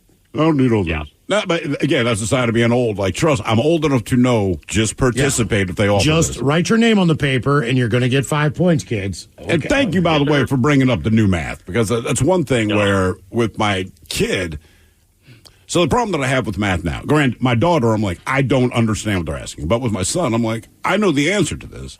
I just can't show you how to get there. I can't show you how to get I can show you how I got there, right? It's pretty simple, but what they're asking you to do is not the way I learned how to do it. It's basically there's just a different way. There's a different equation. There's a different way to get from point A to point B. But what's crazy to me is it is less important, and I don't know if it's true in all schools, but certainly math in my kid's school, it is less important for you to get the right answer. It is more important for you to try to solve the equation with whatever formula they showed you. As opposed to, by the way, so I'll show them, this is how I got this answer. That is the right answer. So as a matter of you having actual intellect in your head, just know this would be the answer to this. This is why. And he gets it because I do it very simple. Whatever the easiest path is to get it done, here you go. This is how I did it. Clicks in his brain. I'm like, as far as what your teacher wants to show you and all this nonsense they're teaching, I understand that's more important to them. So here's the thing. When we do the homework, I'm going to show you how to get the right answer, again, so that you can contribute something to society. But for the purposes of school, you just got to figure out how these people want it written down. And if you do it their way and get it wrong, they don't care, right? As long as you do it their way, that's the important thing. Not the right answer, just Which that you is do it their weird. way. It's ass There's backwards. a lot of to me. weird things with school. I've been having conversations with, like, different people, right? I know some educators. It's just like, because I did the same thing. It was always you had to share your work, but it's like, what does it matter? Like, isn't the point to people know stuff? Well, we did ask the question, why do teachers make you show your work? And the teacher, they sent us a text and it made complete sense. I said, look, because with math, if your kid gets the answer wrong, we know where they went wrong. We know what we need to teach them. Is your kid just dumb? Right. Does your kid just not get it? Or did they do one calculation wrong? So if it's a 4-part process and you only messed up part 3, well, the whole thing's wrong. can identify But the teacher can go, oh, Ted, hey, man, just work. Pay attention to this. Okay. That makes sense. My problem is, why does it matter? Show the work, but why does it matter what way they got the right answer, right? Like, it's not how you wanted him to do it, but he got the right answer. Why does it matter? Are we teaching smarts, or are you trying to indoctrinate you must do it this way? As long as the answer didn't come out of the back of the book. Like, getting to the answer is... That's the point. Honestly, showing your work should be okay, here's other avenues that you could take in order to get to the right answer. And that's how we expanded through our collective knowledge, is different routes that you take to get there. But there shouldn't be any, this is the way that you have to go. It's like Google Maps. They'll give you 3 different routes. You get to the same place. It's to the same place. This might take 10 minutes longer, but you're still going to get there. Oh, here's an accident. Exactly. You can go this way. Okay. Yeah, it's just ridiculous. What was your old man I'm getting old moment? 206-803-ROCK. Hello, Mike. Welcome to the men's room. Hello, guys. Hola. My moment was in the bar. These 2 girls that come up to give us a shot, to buy us a shot. And I was with my buddy. My buddy's Japanese descent. And we drinking shots, we swapping shots. They buy a shot, we bought a shot. And this lady, I don't know where she come out with it. She told me, "Hey, it's pretty cool you hanging when you die." And they told it to my buddy. Damn. You can hear me? Yeah. Oh, yeah. So they thought that was your son beside you, your friend of Japanese descent? Yes. And he's older than me. He's 3 years older than me. Oh, my God. Yeah, well, Does it make you go home and look in the mirror to see where your face has gone wrong? Are you of Japanese descent? No, I'm Mexican. Okay. This is mind-blowing. Did they think you had adopted him? I mean, what? Yeah, I think they adopted. I don't know. Okay, all right. Well, sure. I got another one, even worse. I was in the motorcycle with my buddy, riding in the woods, and I was with my helmet and all the chairs. You cannot see my face at all. And the guys, we come up to this group, and they told my buddy the same thing. Hey, it's pretty cool you bringing your dad to ride. Damn, man. How bad do you look? Oh, I'm really looking really bad. Yeah, I'm a 52, and my buddy's older than me. But somehow everyone thinks you're the old man in the group. Oh, I was the old man in the group. The wrinkly old man in the group. The wrinkly old man. Damn, man. So that makes me feel really old. Well, some people just age differently. As far as for sure. I have gotten to the point now where I'm done trying to identify people's age because this could potentially be pretty offensive. Well, if they ask, it's like, dude, it's a loaded question. I refuse to answer that. Yeah, I don't ask, but I was definitely somewhere with a group of people, and I was positive a few of them were older than I was. So I never brought it up. And we started talking about ages, and I kind of messed up. So I was like, holy S, I'm older than all of you? And they were like, yeah. But there's no way to be like, my bad. I thought, you guys look great. Yeah. For old people. What was your old man I'm getting old moment? 206-803-ROCK. Also, I don't know why, but I want that guy, the Mexican dude, his Japanese buddy, to make a dinner. Oh, a little fusion. Those are two great cuisines. They used to have a sushi place on 45th that did that, Ted. Yeah. It was awesome. Maybe get a little... They did what? They did a fusion-based sushi Mexican menu. Where some of the rolls... And maybe a little carne asada inside a sushi roll? It's not unusual to have avocado on a roll. Sure. Thing, but yes, I'm trying you're to think exactly right. You would roll in carne asada into something. Yeah. And some other stuff. Well, I guess rice, avocado. Yeah, those two. Do a little Mexican-style teriyaki.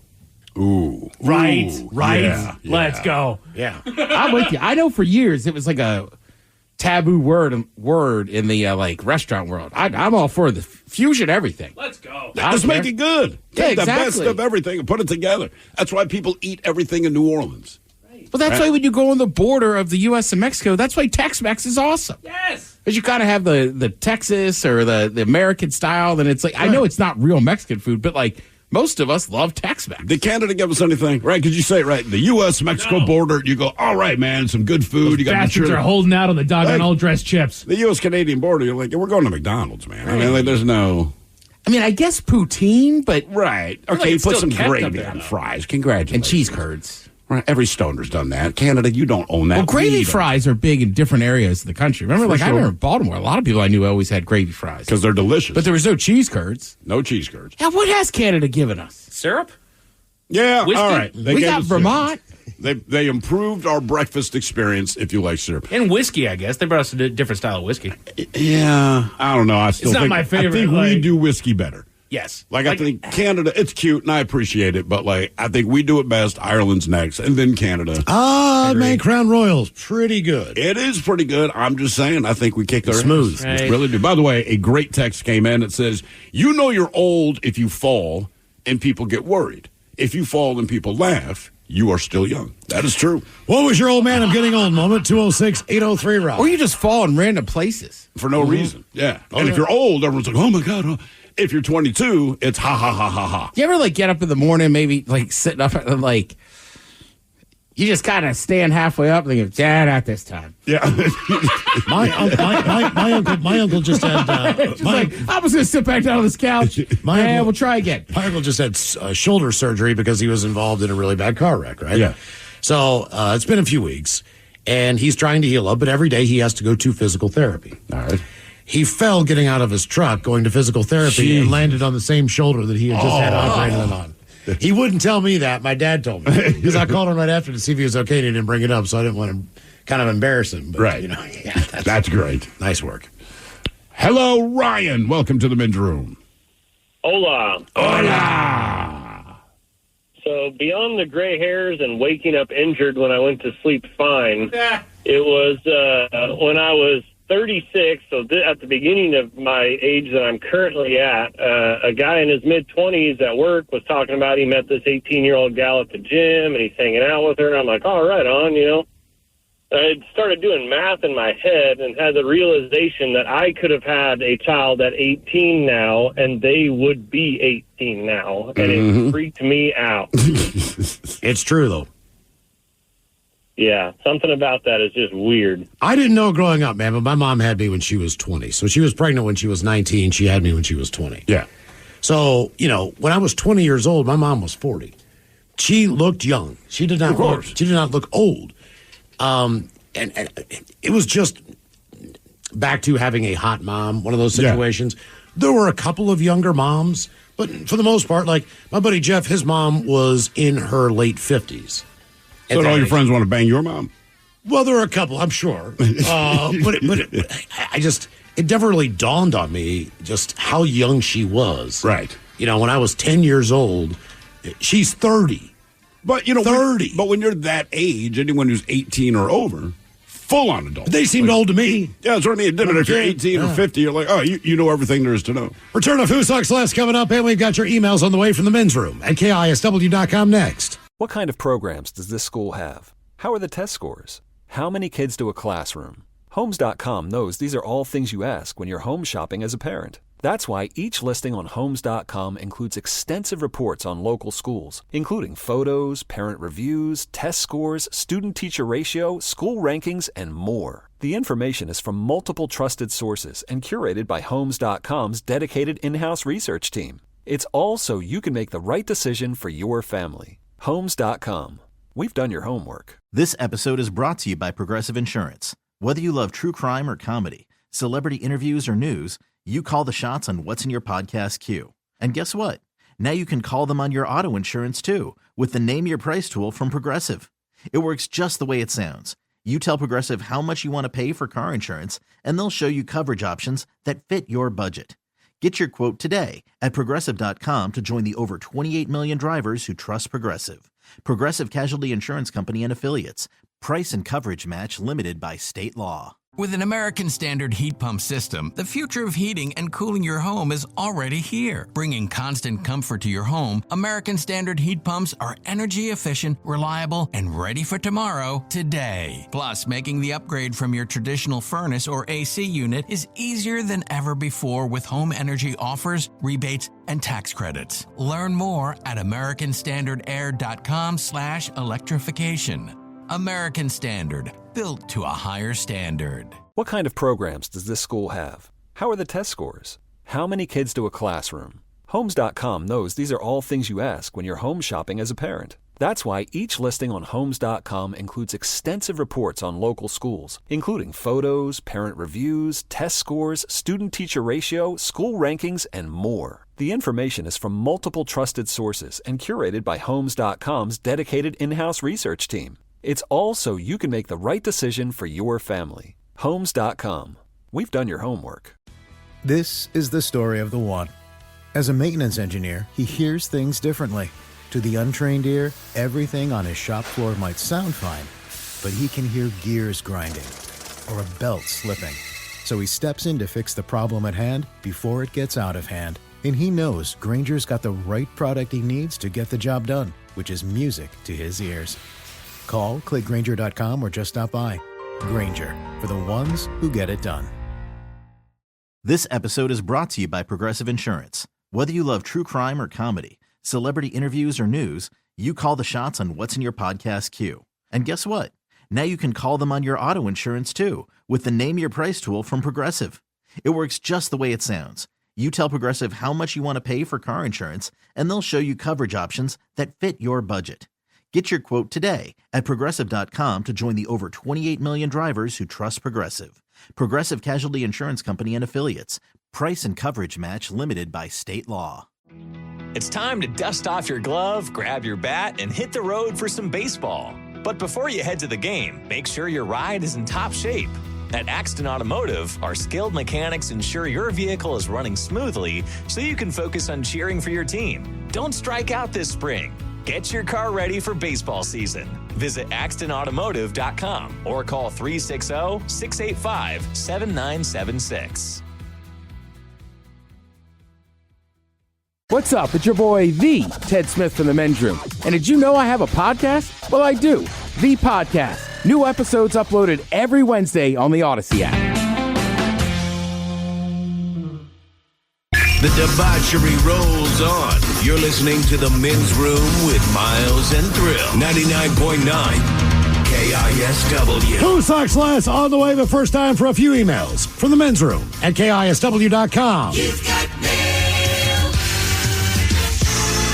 You've got mail. And a couple from our question today. What was your old man, I'm getting old moment? Guys, this happened last week. I'm just 24 years old. At Target, made an impulse purchase of Bruce Springsteen's album on CD.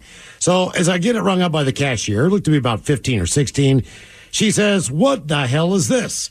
To which I replied, "You can't be serious, right? That's a CD." She replied with, "What's a CD?" I think I have shell shock now because of that. Oh, yeah. That from Alex the Furry from San Jose, California. Guys, I literally just got hearing aids. That from Kelly. Mine is this. I am nearsighted, and so while driving and other things, if I want to see a TV, I have to have my glasses on. Yeah. If I go into a restaurant, I have my glasses on. If I need to look at a menu, I have to either lift my glasses, pull them down, or take them off. Right there with you. I can't. So it's just like anytime I need to read, it's like I'm the old man who takes glasses down to the bottom of the nose, looks over the top of them, puts them on top of my head, needs a light. I got to do the same thing, man. They're like, well, you can get bifocals, which that definitely makes you feel It just old. makes me dizzy. Yeah, I tried it There's for a like 2 weird days. line. Like, nope, can't do it. Guys, I felt old as F recently when I saw Tony Hawk pitching COQ10 a joint supplement commercial. That from Jeff. Well, Jeff, in all fairness, he did do quite a bit of damage to his body. So yeah, that's fair. Even a young Tony Hawk's going to probably need some of that.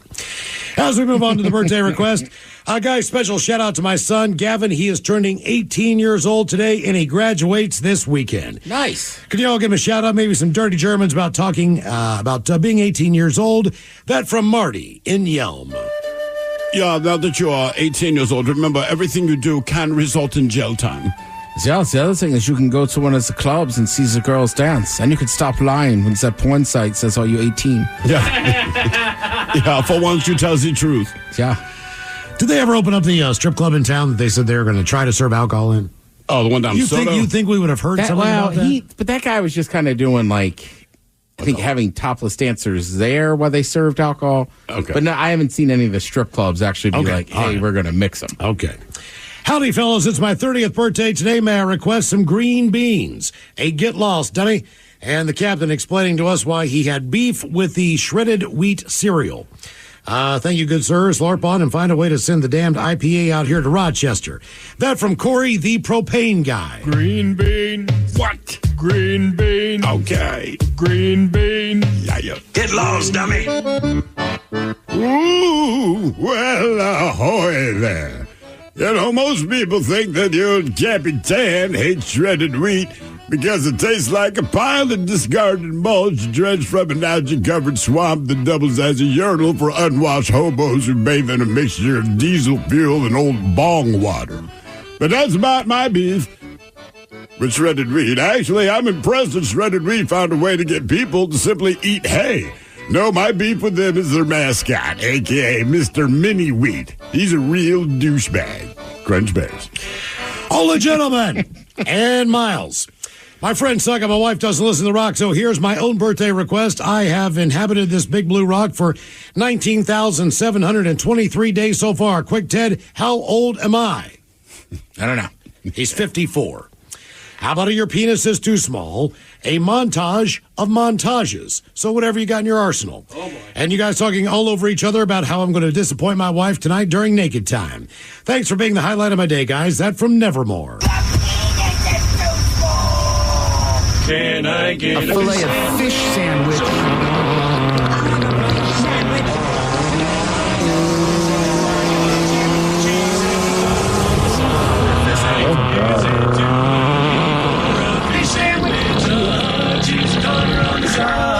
I smell the fish sandwich. I eat your relish in the morning. At noon, and at night. I'll buy you a fish sandwich.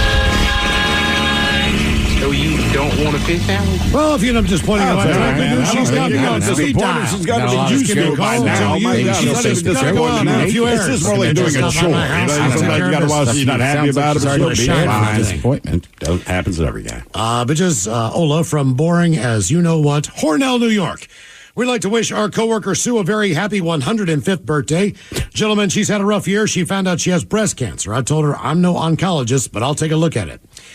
She's been taking it like a champ, though, and she deals with the cancer okay, too. We all love you very much, Sue. So can we get your penis is too small, green beans, thrill shotgun kits, and the dirty Germans talking about giving free breast exams. Rock on, guys, from Keith, F. This Jason, the Trickler, and the other 226 employees that are all there for her supports.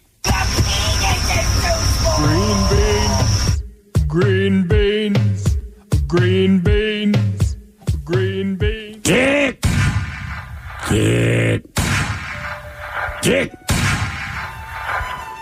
Yeah, us dirty Germans have been handing out free breast exams for years now, but they say 50% of our clients also pepper spray us.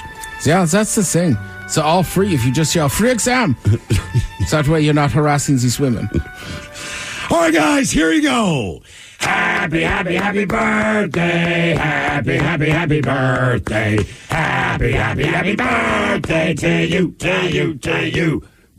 Ya's a Dirty Germans brought to you by Men's Room Original Sausage. Available through Uli's World Famous Sausage, mensroomlive.com, and other fine retailers. Schweinefleisch. Thank you, Mama. There you go. Pick up the new Men's Room Beer Brat from Uli's Famous Sausage. If you happen to see it in your local grocery, give it a shot. Miles, we just got one on Twitter from Wally.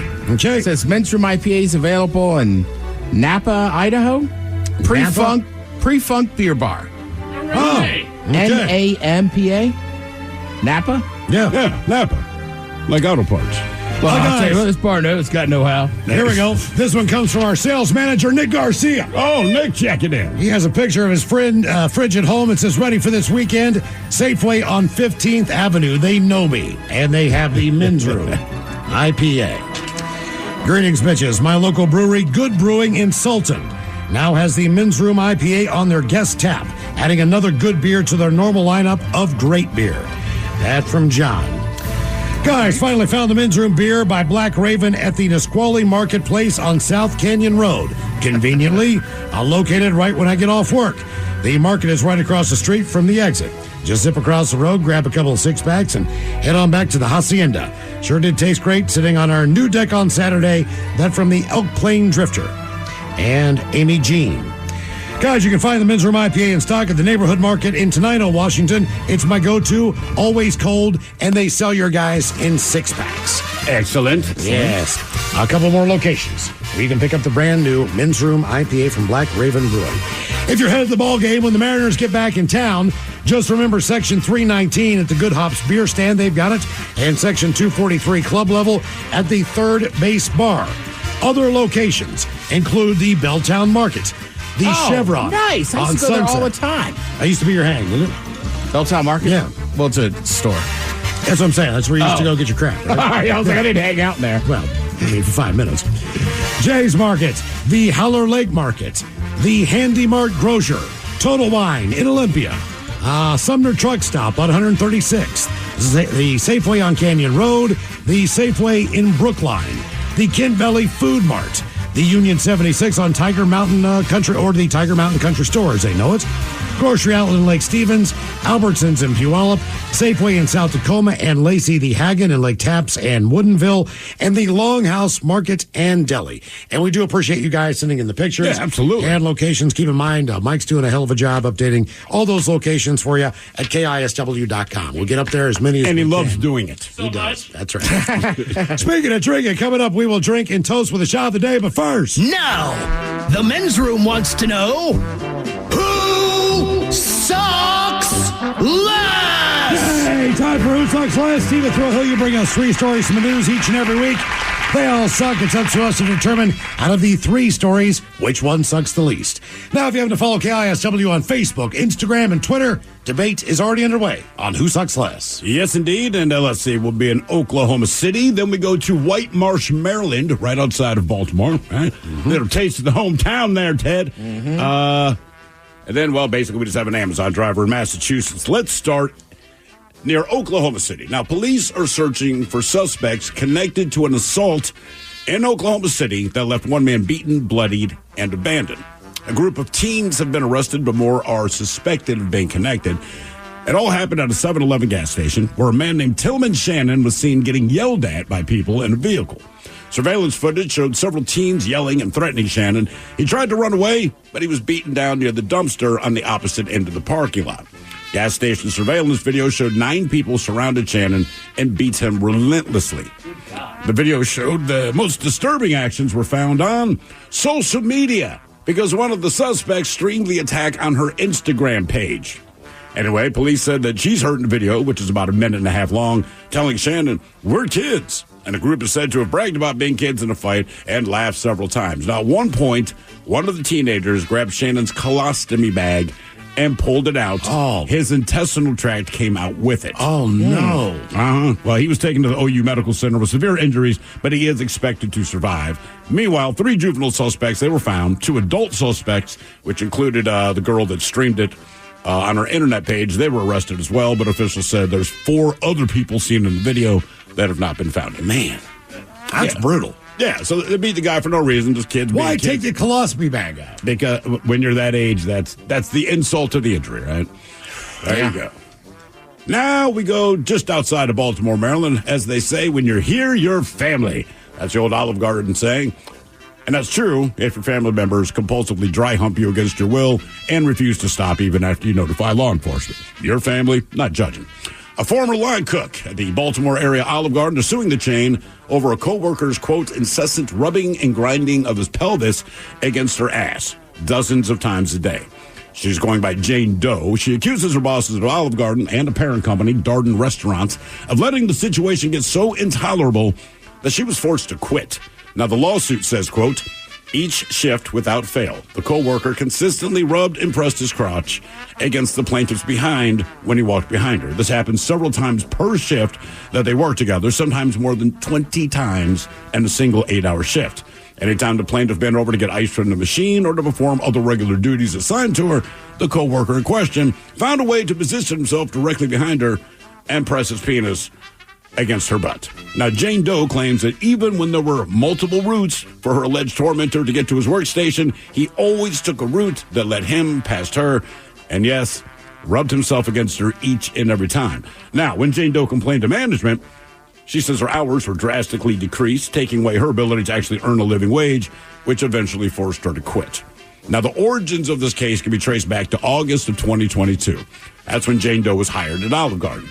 Now, at first, she says the coworker was friendly to her, but within a week, the ceaseless dry humping began. She became vigilant to avoid him and check her surroundings at all times for fear that he would again grind his pelvis against her. Well, by that October, she'd had enough. So she told her general manager, but he told her, quote, that she should not miss out on a husband. So then she complained, that was his quote. So she complained to another manager who also didn't do anything to put an end to the harassment. In fact, things only got worse. Management started slashing her hours and began training replacements for her. And by her 8th month on the job, her shifts have been cut by 25%. And as she says, she had no choice but to resign because the guy kept dry humping her. That is a strange one. And finally, we go to Massachusetts, where Amazon does have a service for Prime members called in-garage delivery. Maybe you know about it, maybe you don't. But basically, they'll open up your garage door, put your package inside. It only costs $1.99. And they'll do it even if your house is burning to the ground. That's right. A family in Massachusetts was away from home over Memorial Day weekend when they got a call that their house was on fire. By the time they got back, a big chunk of the house was in ruins. Now, they were having some work done on the house, and the fire, it was started by combustible materials that the workers left in a trash can by the garage. There's nothing the family could have done, but one person could have, in fact, helped out. The family was looking at security footage, and they saw an Amazon delivery driver open the garage door to deliver the package. The door opens, and you see the driver walking through smoke to leave the package inside. Now, the fire was in its early stages, but it wasn't a little cloud. It was enough to make it look like a music video from the 1980s. I saw the video, like, clearly something's on fire. And he walks through it, leaves the package. The driver stood in the smoke to take a photo of the delivery, to let them know it had been delivered, and then he left. Didn't call 911 or report the fire, which could have been a massive help because the fire was not called in until 3 hours after he dropped off the package. So the family complained to Amazon, and initially the customer service managers refused to deal with it because, as they say, well, the driver didn't start the fire. But after the fire hit the internet, what do you know? Amazon apologized for the family's initial interaction with their customer service team. They said they encouraged their drivers to report suspicious activity and are, quote, looking into it. They're not. As far as the package that was safely delivered in the garage, yeah, it was destroyed by the fire, too. So did the entire house basically burn to the ground? About half of it is in ruins. So yes. At that point, your whole house is gone. All right, so those are the stories. We have the 9 teens in Oklahoma City that, for whatever reason, decided to beat up a homeless guy, but to add insult to injury, ripped out his colostomy bag and his intestinal tract. We have, what the hell am I doing here? We have the dry humper in Baltimore, just up to 20 times a day during an 8-hour shift at Olive Garden. That's a lot of free breadsticks. That is a lot of breadsticks he delivered. And then the Amazon delivery driver in Massachusetts, who knew the house was on fire, simply delivered the package and rolled the hell out. Man. All right, well, the colostomy bag's pretty bad. That is bad. That's ganging up on somebody. I mean, they already beat the guy up. Insult to injury. Yeah, he's homeless. He took his colostomy bag. He pulled his intestines out of his body. Yes. Okay, in my mind, that one sucks the most. I would be inclined to agree. Okay. Now, I know the family probably had insurance. Yeah, but fire still. insurance. They lost all their belongings. You have to have insurance. They make you get insurance. God, Ted. But you never want to have to use your home insurance. That's the thing. Ted, I got to go with the manager and the people at the Olive Garden. I think they suck the least. I don't think that they did anything right. I think the whole thing sucks. But judging the 3 stories, right? God, I can't even believe I say it. Yes, that sucks I the think least. it's the Amazon driver. Sucks the least? Yes. I know he saw the smoke and everything, but also, like... Oh, he saw it. I don't know, man. Like, he's just doing his job. He is. They were just saying, like, just call 911. We're not asking you to grab the When you hose just say, and put when you it just out. say, hello, is anyone home? Hey, open the door. Just check on something. He didn't, man. Seriously. But the service is he goes in and drops Yes. it off in your garage. This is true. And I hear what Ted's saying, because also for those Amazon drivers, time is money. Like, we got to keep on moving. Like, I understand what you're saying, but we also... But this is a different event. This is not he doesn't normal. know. It's that woman at the Olive Garden is getting sexually harassed the whole time. I know. And then the company's like, that's on you. Like, that's pretty crappy as well. And the Amazon driver doesn't know that the house itself is on fire. They could just be burning They could be burning the tar out of something. Didn't in you there. see? Hey, you're burning something in your oven. Something. You alert them to something. I mean, he literally had to walk through smoke. Man, It was like a metal band taking the stage. Those are guy that was walking by a fire. He did not have to go in and pull the guy out in his 4 French bulldogs, but he did. Or just call 911. That's all. You don't have to be a hero. Right. I mean, you're not... Look, I mean, it's part of the We're segment, trying right? to They're all- defend horrible people. That's the Right. worst part about this. Like, he sucks. But But I mean, he's doing his job. He didn't do anything actively wrong. He just didn't do the right thing in calling 911. That is Whereas fair. the management of the Olive Garden just Didn't said, do anything. that's on you. They guys." did everything wrong. Exactly. Yeah. They did everything wrong. So I agree with Ted on this one. I was initially with you there, Miles, because nobody got hurt, nothing got lost. Sexual assault is not at all a laughing matter or something to take lightly. I'm sure she'll sue them. Absolutely. It's more than likely she'll win. Right. And she deserves to win, and she deserves I'm to sure they'll settle get out her of job court. back, although I wouldn't want it. I would just go do that job somewhere else. But as far as terrible people, this, like he's saying, this is just an Amazon driver who's just going about his job, just didn't do the right thing. The debate continues on Who Sucks Less if you follow KISW on Twitter, Facebook, and Instagram. Shot of the Day's coming up. You are listening to The Men's Room. You don't just live in your home. You live in your neighborhood as well. So when you're shopping for a home, you want to know as much about the area around it as possible. Luckily, Homes.com has got you covered. Each listing features a comprehensive neighborhood guide from local experts. Everything you'd ever want to know about a neighborhood, including the number of homes for sale, transportation, local amenities, cultural attractions, unique qualities, and even things like median lot size and a noise score. Homes.com. We've done your homework. This episode is brought to you by Progressive Insurance. Whether you love true crime or comedy, celebrity interviews or news, you call the shots on what's in your podcast queue. And guess what? Now you can call them on your auto insurance too with the Name Your Price tool from Progressive. It works just the way it sounds. You tell Progressive how much you want to pay for car insurance, and they'll show you coverage options that fit your budget. Get your quote today at Progressive.com to join the over 28 million drivers who trust Progressive. Progressive Casualty Insurance Company and Affiliates. Price and coverage match limited by state law.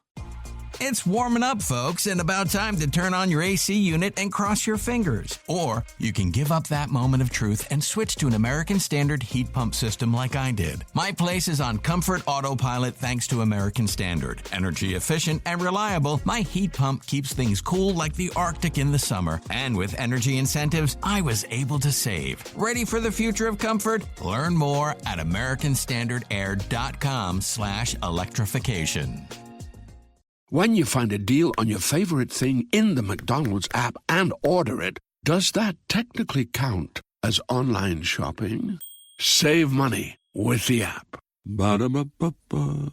At participating McDonald's, prices may vary. 99.9 KISW. The shenanigans continue.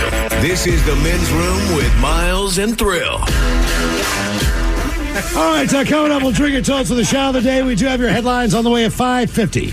But first, a quick check-in with Mike Hawk and some of the stories and headlines he is not working on. Well, thank you, Miles. A new study suggests that our brains make up our minds long before we know it. Okay. So his brain's already made the Who had decision. the quick brain to figure that Pretty out? much. Right. Isn't that, like, typically your brain is already... Well, and I think it had to do with... I already knew that. I think it had to do with the study of shoot, I had it and then I just lost it. basically our brains always try to think ahead. Sure. As much as we don't, our brains do just try to think ahead. So when it comes to these decisions that are coming down the pipeline in the back of our brains, we actually already know exactly what we're going to do. You've already made the choice. Right. So I think then the decision more becomes how do we make what it is that we want to do happen. Okay. You know what I mean? Yeah, that no matter makes what the sense. decision is going to be, you are going to path your brain into the way to make that happen. Right. So, or the way to respond accurately to whatever they ask. Correct. Or something. Okay. I like that. So technically, it's like your brain is smarter than you are. yeah, your brain already knows what you're going to do based on your depending on how often you want to go out, these people that you want to make plans with, whatever it is, the decision that you want to make, how great your risk factor is, we already know it's going to happen. An invasive fish that is the head of a snake and can slither on land has been found in Missouri. Can be found in a lot of places. Yes, it can. Yeah, we had those in Maryland a little bit before we moved to Seattle. Snakefish. Oh, yeah, snakeheads. And the problem was, so a few people physically saw these things and they called the cops because no one knew what a snakefish was. They're invasive. But one of the calls was from a farmer who says, look, man, I'm telling you guys, I saw this thing walking across the street. And the cops are like, dude, fish don't walk. He's like, I know fish don't walk. That's why this is weird. I swear to God, that's what I saw. Well, then they started getting more calls from people saying the same thing. Like, I'm walking next to a river, and there's a fish walking behind me. So finally, we got to see what these things look like. And sure enough, man, they pop out of the water, got to use their fins. They could walk across the street, go to another body of water. And they're not pretty. The one lake they found them in wasn't that far from where I grew up, and they had to, basically, I don't know what they did to the lake, but basically kill everything in it. Yeah. Right. Oh, God. I know. It's a horrible, and just snakefish. And they walk, man. Hey. You know, like, it'd be like if tigers could suddenly fly. Like, okay, the risk factor just went way up. Snakes are like, we figured it out, man. Now we can walk. Here we go. Damn it. Just do what I do. I mean, I guess snakes used to walk. True. Back in the day. Then they got lazy. Right. Yeah. It's like, you know what? Like, were they just lizards? Or like, nah, let's just slide around. Yeah. The laziest lizard ever. Yeah. Biblically, man, that was the punishment. You know what? I forgot about that. Yeah. So snakes didn't used to have to slither on the ground, but then after it tempted Eve and then she ate the apple, God was like, dude, screw you. Like, slither on the ground for the rest of your life. And that's why we don't let women choose what to eat. It's fact. Last time they did, they doomed all of humanity. It's our original sin. Thanks, Eve. Thanks. I'd be pissed if my girlfriend was like, we're going to go to this restaurant as a snake told me to. Like, what? That's your advice, huh? Who did? Yeah. When did you do drugs? While I was at work? What kind of drugs? Man. A new study suggests that older adults taking on new challenges live longer. No, All right. okay. Keep the brain stimulated. That's exactly what I thought, Miles. Stay active. Exactly. Just keep moving. Keep your brain engaged. Do stuff. And keep your body moving. Just go walk. Take a walk for a half an hour. And I feel like that was one thing for doctors. They were even talking about, old people. Start playing video games. I know, it sounds stupid. Who's going to rot your brain? Not yours. It's going to keep it alive. Rot your brain. Jesus right. God. And it's just anything that you can to keep the cognitive decline at bay. It's going to happen, but you can slow it down by just do something to engage your brain. And if you start playing video games, you'll get all pissy and start talking smack to the kids. Oh, yeah. There's a guy who's on TikTok right now, and he's starting to stream live because more and more people like watching his videos. He plays like Battlefield or COD or one How of old is one of this those guy, roughly? He's a vet of one of them. He might have been like a Vietnam vet, I think. Oh, wow. Okay, so he's like 60s or 70s. And he was a sniper back in the day, so he's playing these games, and for whatever reason, it's translating over to the game, so he's just picking people off, dude. And he's really, really good at it. I love it. I love watching him, dude. There's That's people not that funny. can snipe because my son used to get pissed a couple of years ago. There's certain games he'd play, and he would get really mad because someone he didn't know was picking him and his buddies off, right? And It's like, it's 300 yards away, whatever. Well, now times have changed. So he comes out of his room and he's like, man, all these kids are mad at me. I'm like, what did you do? He's like, well, I keep picking them off. And I said, well, and he goes, well, if you can't play the game, he goes through the whole thing. Like, look, it's not my fault. I'm good. I'm like, dude, these are the exact same things that you screamed and bitched about. Take it easy. I'm not saying don't snipe them. But don't give them grief for getting upset because I had to listen to this crap 4 times a day every goddamn day until you got good. I mean, it's not like, right? Like, we like snipers in our forces. They're like, right, sniper, like, nobody likes them. Right? They're a menace, right? You're on patrol, and then all of a sudden, just one dude's gone. It's like, yeah, that's a problem. I used to get grief because I was adept with the sniper in the games, but they'd scream, stupid camper, like, you guys aren't even playing the game. I'm like, yes, we are. I am, dude. It's a different strategy. Here's what I know. If all of you are dead, I succeed. Right. You want to run around and jump behind trees and roll over and look at your cool skins. And meanwhile, I'm trying to win. Exactly. Of all the jobs in the military, I think that one, civilians, we all think is the most awesome. But I know a couple guys that did it, and they're like, that sucks. Yeah. Like, you're just, like, I'd say 90% of the time is just getting somewhere, setting up, and waiting and waiting. Correct. That's whether you ever get to fire around or not. Right. Imagine hunting, deer hunting. How early you got to get out there, how long you have to sit there, how long you have to wait, and then the perfect shot arrives. That's, in essence, I would think, to like way oversimplify it. There's a whole lot of just waiting for your target to show up. But the deer aren't trying to kill you in return. Correct. They're not going to come looking for you. Well, sure, the danger, it gets hyped up just a little bit more there. That's why I want to hang out in a duck blind. Yeah, exactly. I talk too much to be just walking around the woods. Like, dude, you're so loud. Like, I know. Dude, you cracked like 4 beers out here. Damn, dude. Right. Duck blind seems more like my type of hunting. We've talked all day about getting old, and one thing that we didn't actually talk about is the true official signs of when you actually are old. We've talked about how you started to feel old, but now it's time to just really cross that line, and this is when you actually are old. The Men's Room Top 10. The Men's Room Top 10. 10 signs that you've officially entered old age. I don't think I'm that old yet, but there are certain times when, if I read the signs just right, there might be a fleeting chance to practice in the ancient art of procreation. Yeah. Then I think, is it too late in the day to engage in this nonsense? I have to be up at 4 a.m. to walk and feed Henry. I've got a couple big meetings in the morning.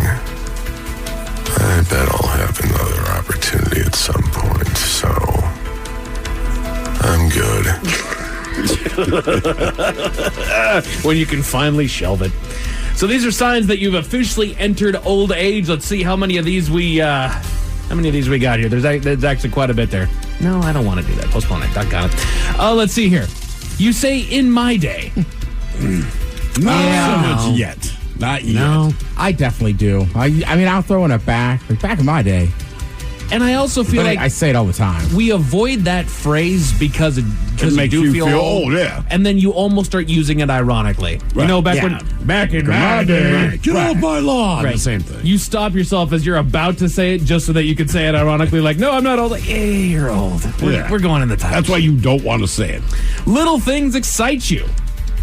It says when you've been alive for a long time, there's probably little left that you've been able to that you've seen or done. That's why the little things become more exciting. Simplicity is no longer boring; it's comfortable, and you find yourself seeking more of it as you age. Yeah, I was bragging to Mike today that I checked some numbers on my car, and I was like, "Oh, I don't have to get my tires rotated." It is sweet. Well, you just got them. Yeah, well, you got to get them. You got to rotate them before 5,000 or something free anymore. Gotcha. Yeah, that's right. And the fact that you care about that. Right, I mean, I know. I was just like, I don't have to do that in the morning. Like I said, we had to get a new fence last year after the tree fell down. We finally finished the fence. My wife and I probably stood in the yard for about an hour, not speaking to each other, our arms folded, just staring at it like, yeah. See, I'm like, we are old. It's a freaking fence. Dude, I do that when I mow my lawn now. I am back in the lawn mowing game. Last time I did it, I mowed the lawn. We pulled out the deck chairs, as it were. You just drink a beer and look at it. That's exactly what we did. That's exactly what we did. Sat it right there I in do the it every middle time. lawn. Look at all those weeds that are pulled. That's right. Went barefoot and just sat there in the yard like, doggone it, I did it. Yeah, I threw grass seed down about 2 months ago, but normally my strip in front of my home, it gets decimated by dogs. Sure. Dogs that do the kickback thing. And they always poop there. Mm-hmm.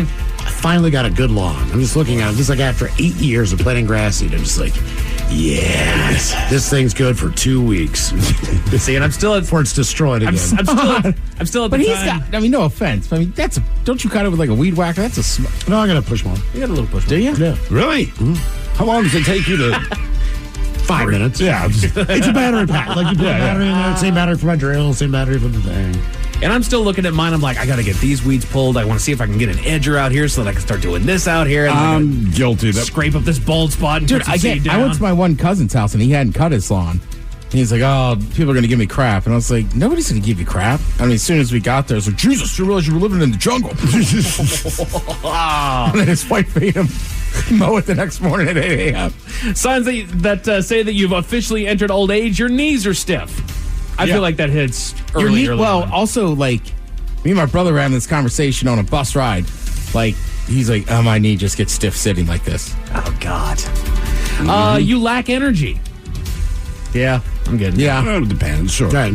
Your favorite songs are considered oldies. And the thing is only the younger crowd can call your stuff oldies.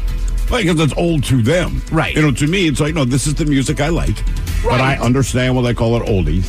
I mean, again, I would recommend for people, like, either have younger people that gives you new music or try a new genre. It's kind of the reason I kind of got... EDM. What's that? EDM. Yeah, I was going to say, but that's part of the reason I kind of got into country a little bit, because it's like, it's all pretty new to me. Right, so it's right, not right. hard to stay up with younger artists. Yeah. I listen to dance music all the time. Yeah. You do. So I'm on top of all that. You're losing hair. Again, these are signs that you've officially entered old age. Lost. Yeah. Yes. I mean, come on. Some of us, that happens in our 20s. Yeah, no kidding, dude. You know your limits with alcohol, so you guys are still young. Thank you. Thanks, Mike. Oh, I know my limits. I just don't care. You love napping. I know the speed limit. Yeah. You love napping. Nah. I don't really. I've loved napping since I was a kid. I'm with you. Hell yeah. I'm always down for sleeping, dude. Yeah, like last Sunday, it was dumping rain. I was like, I need a nap. Yeah. That kind of forced it on me, though. I'm like, I didn't think I was tired. To lay down. You're never asked for ID. Yeah. Fact. Yeah, once the gray started showing I up always in the hate beard. that, though, when they ask the person beside you, and you're like, right here, dude. I know, that's the part. Right here. Yeah. Because I always say the same thing. We have to card everybody. I'm right here. Right. Oh, not you, They'll sir. ask. And they still don't card sorry, me. sir. We have to card everybody. I'm like, Right. hey, hand up here. See, they'll say that, and I still won't pull my card out. My wife, when we sit down, first thing she does is put her card out.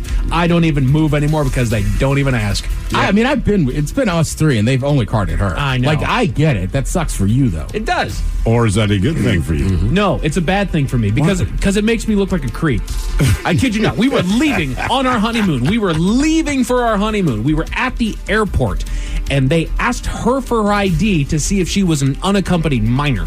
What? They didn't think that she was 18. What's the age difference? Jesus. Between you and your wife? 5 years. Okay. That's I pretty shouldn't look standard. that young. I My know. God, man. And they didn't, they were ready to serve me a beer. They didn't know that if she was an unaccompanied Yeah. minor. It's like now I just look like the creep that swept her away. I'm like, hey, baby, I'm going to take you to Vegas. Jesus, that is awful. I know. An unaccompanied minor. I have never traveling felt with my husband. creepier in my life. Like, Happy honeymoon. damn, man. That sucks. Damn. Signs that say Have that a good time. Signs that say that you've officially entered old age. You have to scroll for your birthday. Yep. Yeah. Scroll a lot. I was filling out a credit card form the other, like buying something online. Yeah. And I'm so used to scrolling all the way back to 1980. I started scrolling. It's like, oh, the expiration date is until 2028. Right. It's like the other way. Right. Anybody here hate noise? I mean, it depends on the noise. The one that's gotten to me is cars. Right. I just find myself going, I don't know why you need that. Right. Those big old Honda Civics that roll by. I do make fun of people with aftermarket stuff on their car when I drive by. It's like, really, dude? What are you doing? Really? I love when they got the big aftermarket stuff that roars by me and it's some POS. I mean, like, right. I would steal your aftermarket stuff before I stole that car. I would also say volume. Like, yes. What was it? A couple years ago, I was in a bar and I went, this one is definitely, you could tell it's in a college town. It's so much louder. Right? It's like, Jesus. Do we have to have it this loud? Or even We're all just trying to music. Like, I just think us playing music loud is just a different level, like in the car. Yeah. You know what I mean? Like, cars go by, it's like, I know those guys are going to go deaf. And then the number one sign that says that you've officially entered old age, except for Ted, modern slang confuses you. Absolutely. I can still kind of put it into context for the most part. But then it's not so much that it confuses me. The only thing that it confuses me about it is why? Why are you saying that's such a stupid thing because to it's say? just, I mean, look, if I did not have kids, I would not even know that the slang exists because that's just not my orbit, right? But Exactly. the kids, they're at that age where if the word is cool, they're going to use it as much as they can. to their credit, they don't do it with me anymore. Because honestly, like last year, all the slang, blah, blah, blah, blah, blah, blah, blah. And I'm like, guys, I'm going to be honest, I do not know what the F you are talking about. When you speak to me, act like you're educated. And you can act stupid as you want with your friends. I don't care. But in this home, stupid doesn't work. And I feel like I know listening to it, you can tell the ones that are they're trying to force it to be a part of their slang. Right, yeah. And the ones that are coming a lot more naturally, and that one's going to stick. You're going to use that all the way up into your 30s. Also, if you're in your 30s or just don't do it ironically. Thank you. Right? I have too many friends. You're making yourself seem so much older. Yes. Yeah, you really do. I have somebody that is close to me that continues to you're not 17. You're 30. Stop it. If you want to learn a language, learn a foreign language. That'll help you out. No kidding, dude. No kidding.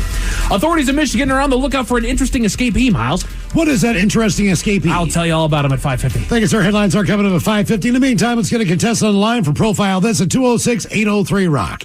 All right, we've made it to drinking time. You don't just live in your home. You live in your neighborhood as well. So when you're shopping for a home, you want to know as much about the area around it as possible. Luckily, Homes.com has got you covered. Each listing features a comprehensive neighborhood guide from local experts. Everything you'd ever want to know about a neighborhood, including the number of homes for sale, transportation, local amenities, cultural attractions, unique qualities, and even things like median lot size and a noise score. Homes.com. We've done your homework. This is the story of the one. As a maintenance engineer, he hears things differently. To the untrained ear, everything on his shop floor might sound fine, but he can hear gears grinding or a belt slipping. So he steps in to fix the problem at hand before it gets out of hand. And he knows Grainger's got the right product he needs to get the job done, which is music to his ears. Call, click Grainger.com, or just stop by. Grainger, for the ones who get it done. This episode is brought to you by Progressive Insurance. Whether you love true crime or comedy, celebrity interviews or news, you call the shots on what's in your podcast queue. And guess what? Now you can call them on your auto insurance too with the Name Your Price tool from Progressive. It works just the way it sounds. You tell Progressive how much you want to pay for car insurance, and they'll show you coverage options that fit your budget. Get your quote today at Progressive.com to join the over 28 million drivers who trust Progressive. Progressive Casualty Insurance Company and Affiliates. Price and coverage match limited by state law. You don't just live in your home. You live in your neighborhood as well. So when you're shopping for a home, you want to know as much about the area around it as possible. Luckily, Homes.com has got you covered. Each listing features a comprehensive neighborhood guide from local experts. Everything you'd ever want to know about a neighborhood, including the number of homes for sale, transportation, local amenities, cultural attractions, unique qualities, and even things like median lot size and a noise score. Homes.com. We've done your homework. This is the story of the one. As a maintenance engineer, he hears things differently. To the untrained ear, everything on his shop floor might sound fine, but he can hear gears grinding or a belt slipping. So he steps in to fix the problem at hand before it gets out of hand. And he knows Grainger's got the right product he needs to get the job done, which is music to his ears. Call, click Grainger.com, or just stop by. Grainger, for the ones who get it done. It's warming up, folks, and about time to turn on your AC unit and cross your fingers. Or you can give up that moment of truth and switch to an American Standard heat pump system like I did. My place is on Comfort Autopilot thanks to American Standard. Energy efficient and reliable, my heat pump keeps things cool like the Arctic in the summer. And with energy incentives, I was able to save. Ready for the future of comfort? Learn more at americanstandardair.com/electrification. It's time to dust off your glove, grab your bat, and hit the road for some baseball. But before you head to the game, make sure your ride is in top shape. At Axton Automotive, our skilled mechanics ensure your vehicle is running smoothly so you can focus on cheering for your team. Don't strike out this spring. Get your car ready for baseball season. Visit AxtonAutomotive.com or call 360-685-7976. What's up? It's your boy, the Ted Smith from the Men's Room. And did you know I have a podcast? Well, I do. The Podcast. New episodes uploaded every Wednesday on the Odyssey app. Somebody out there deserves to be recognized. And the Men's Room knows just who it is. So to you, we say, bottoms up, sailor. You're the toast of our shot of the day. Drink time it is, and as usual, we head to the drink desk and Stephen Throwhill to find out who we're toasting. Yes, indeed. And today we toast 74-year-old Henry Earl of Lexington, Kentucky. Now, sadly, Earl passed away last week at the nursing home he'd been a resident in for the last few years. Now, he's gone, but he will not be forgotten as he left behind a body of work unrivaled by anyone else quite literally on this planet. Now, it all started in 1970, you see. That's when Henry was busted for carrying a concealed weapon. Fast forward to 2017, he was arrested for public intoxication. Now, in the 47 years between the first arrest and his latest arrest, Henry was arrested 1,500 times. That is 1,500. And the overwhelming bulk of those, public intoxication and disorderly conduct. And these 15,000 arrests added up to a total of 16.4 years behind bars, or about 4 days per incarceration. And in case you're wondering, yes, Henry does hold the record for the world's most arrested man. But as for the Lexington Police Department, they say they're actually going to miss Henry, and also they won't. But that is quite impressive. Damn. 1,500 times in the average 4 days in jail per. Because they said, look, he really didn't have any violent crime. He didn't have any theft. He was never really harassing people. He was just a drunk. And his nickname was James Brown because he's 5'4" and had an afro. That's a side note. Anyway, we pour this booze and we drink this booze because we think it's yummy. Yummy. So over the tongue and down the throat to party in our tummies. Down the hola bichola. The Men's Room presents Profile This. And Stephen Throwhill, could you please tell everyone how Profile This is played? Sure can, Miles. It's a simple game where we share with you a real-life news story, something that happened right here on planet Earth. Earth. And as you listen to the story, based on the stereotypes you believe to be true of people and the decisions that people make, we'll ask you what it is you think makes the story a story. Hello, Stephen. Welcome to the Men's Room. Hola. Hola. All right, Stephen, you understand how this here game is played? Yeah. All right, you have your choice of one of 3 stories today. We have Bite Me. In other words, what did somebody find in their food? Hit Me with Your Best Shot, where you guess the unconventional weapon that someone chose to use as a weapon. And finally, Animalize This, where you guess the animal responsible for causing the problem. Animalize This.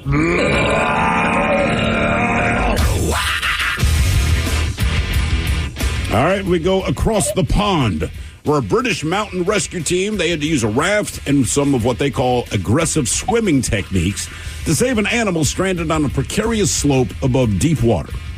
The Adal Mountain Range Rescue Team, they said a team leader and a swiftwater rescue technician responded to evaluate the situation when the animal was reported stuck above deep water on a near vertical and loose slope. Now, a plan was put into place, but the team was sidetracked by a call for a human rescue, and they returned later to find that the animal had managed to get in a more awkward spot than before. Now, as stated earlier, rescuers used an inflatable raft and their aggressive swimming techniques to finally reach the critter and secure it in a rescue bag with some gentle wrangling, as they say. It was then hoisted to a bridge over the location. So, did not sustain any injuries, but the question is, what was this animal that got itself stranded high above a river on a precarious slope? Was it a little lamb? Was it a dog? Was it a cow or a pig? So we have a lamb, dog, cow, or pig. One of these things got itself stuck on a cliffside over a river.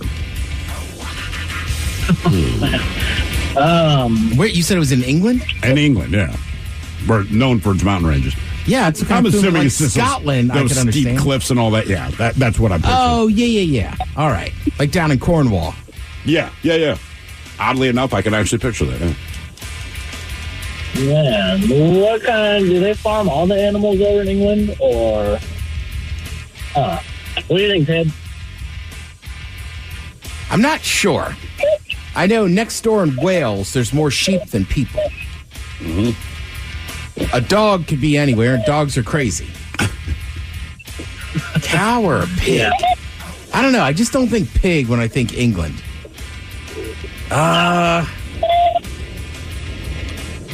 Bangers and mash and all that meat they eat over there. Come on, man. You don't think of a pig, but they definitely have some. Steven, I'm pork going dog. Yeah, you know what? I think it's dog, but I'll go lamb just for the hell of it. Okay. Steven, what do you think? Lamb, dog, cow, or pig? I'm going pig. Going pig. All right. Going hogging. We're going to find out what animal stuck on the ledge. Was it a lamb, a dog, a cow, or a pig next? That was a tease. You don't just live in your home. You live in your neighborhood as well. So when you're shopping for a home, you want to know as much about the area around it as possible. Luckily, Homes.com has got you covered. Each listing features a comprehensive neighborhood guide from local experts. Everything you'd ever want to know about a neighborhood, including the number of homes for sale, transportation, local amenities, cultural attractions, unique qualities, and even things like median lot size and a noise score. Homes.com. We've done your homework. This is the story of the one. As a maintenance engineer, he hears things differently. To the untrained ear, everything on his shop floor might sound fine, but he can hear gears grinding or a belt slipping. So he steps in to fix the problem at hand before it gets out of hand. And he knows Grainger's got the right product he needs to get the job done, which is music to his ears. Call, click Grainger.com, or just stop by. Grainger, for the ones who get it done. This episode is brought to you by Progressive Insurance. Whether you love true crime or comedy, celebrity interviews or news, you call the shots on what's in your podcast queue. And guess what? Now you can call them on your auto insurance too with the Name Your Price tool from Progressive. It works just the way it sounds. You tell Progressive how much you want to pay for car insurance, and they'll show you coverage options that fit your budget. Get your quote today at Progressive.com to join the over 28 million drivers who trust Progressive. Progressive Casualty Insurance Company and Affiliates. Price and coverage match limited by state law. 99.9 KISW. We return to the men's room with Miles and Thrill. All right, categories analyze this on Profile This. We got a British rescue team. They saved an animal that was on a ledge, kind of on a cliff overlooking a body of water. Yes. The animal could have fallen off there into the lake, river, whatever. Either way, the animal was successfully removed. They had to go and help out an actual human, and they came back. Yeah. The animal found itself in a weirder position when they got back. But the question is, was the animal a lamb, a dog, a cow, or a pig? And, Stephen, that is the question that we posed to you. Let us start with Miles Montgomery. Mm-hmm. You went with the dog. I went dog. It was not a dog. Oh, I thought it was going to be dog. Stephen, you went with a pig. It was not a pig. Sorry, it was not a pig. And Ted, even though you thought it was a dog, you decided to say, hell with it, I'm going to go lamb. And you are correct. Was it in Cornwall? I don't know if it was in Cornwall, but it was, in fact, a little lamb. And that's why it got saved, because it's still cute. Now for all TV news all the time, it's time for TV Time with Ted. And now, because your pathetic life is confined to countless hours in front of a talking box, the Men's Room presents TV Time with Ted. All right, your choices today. We're back. The Jimmys. Kibble and Fallon. Stephen Colbert. Seth Meyers. Or Ted Smith. Is it Ted or is it late night? That's right there. The titleized guys have teams of talented writers helping come up with their monologues each and every night. It is up to you to determine, is this an actual late night joke and from whom, or could it be a The Ted Smith original? Sometimes there's a little delay from when I hit the button and it actually goes off. So. All right. Politician in England recently got a milkshake thrown on him, and that's how you know it was in England and not America, because Americans wouldn't waste a milkshake. Kimmel. The Ted Smith. Smith! Let's go. Good one, Ted. I'm not throwing a milkshake. No, I would not. Yeah. Soda? Sure. Soda, maybe. I mean, I'd throw my daughter's like strawberry milkshake, but not my milkshake. Give me your milkshake. Strawberry milkshake. I like it. Well done. They're not bad. I'm just saying they're fine. And of all the milkshakes we get, like I'll do chocolate peanut butter. My son will get chocolate. She does strawberry. I'm like, sorry, man. We got to hit a politician with this. I get vanilla. Gigantic invasive spiders are coming to New York City this summer.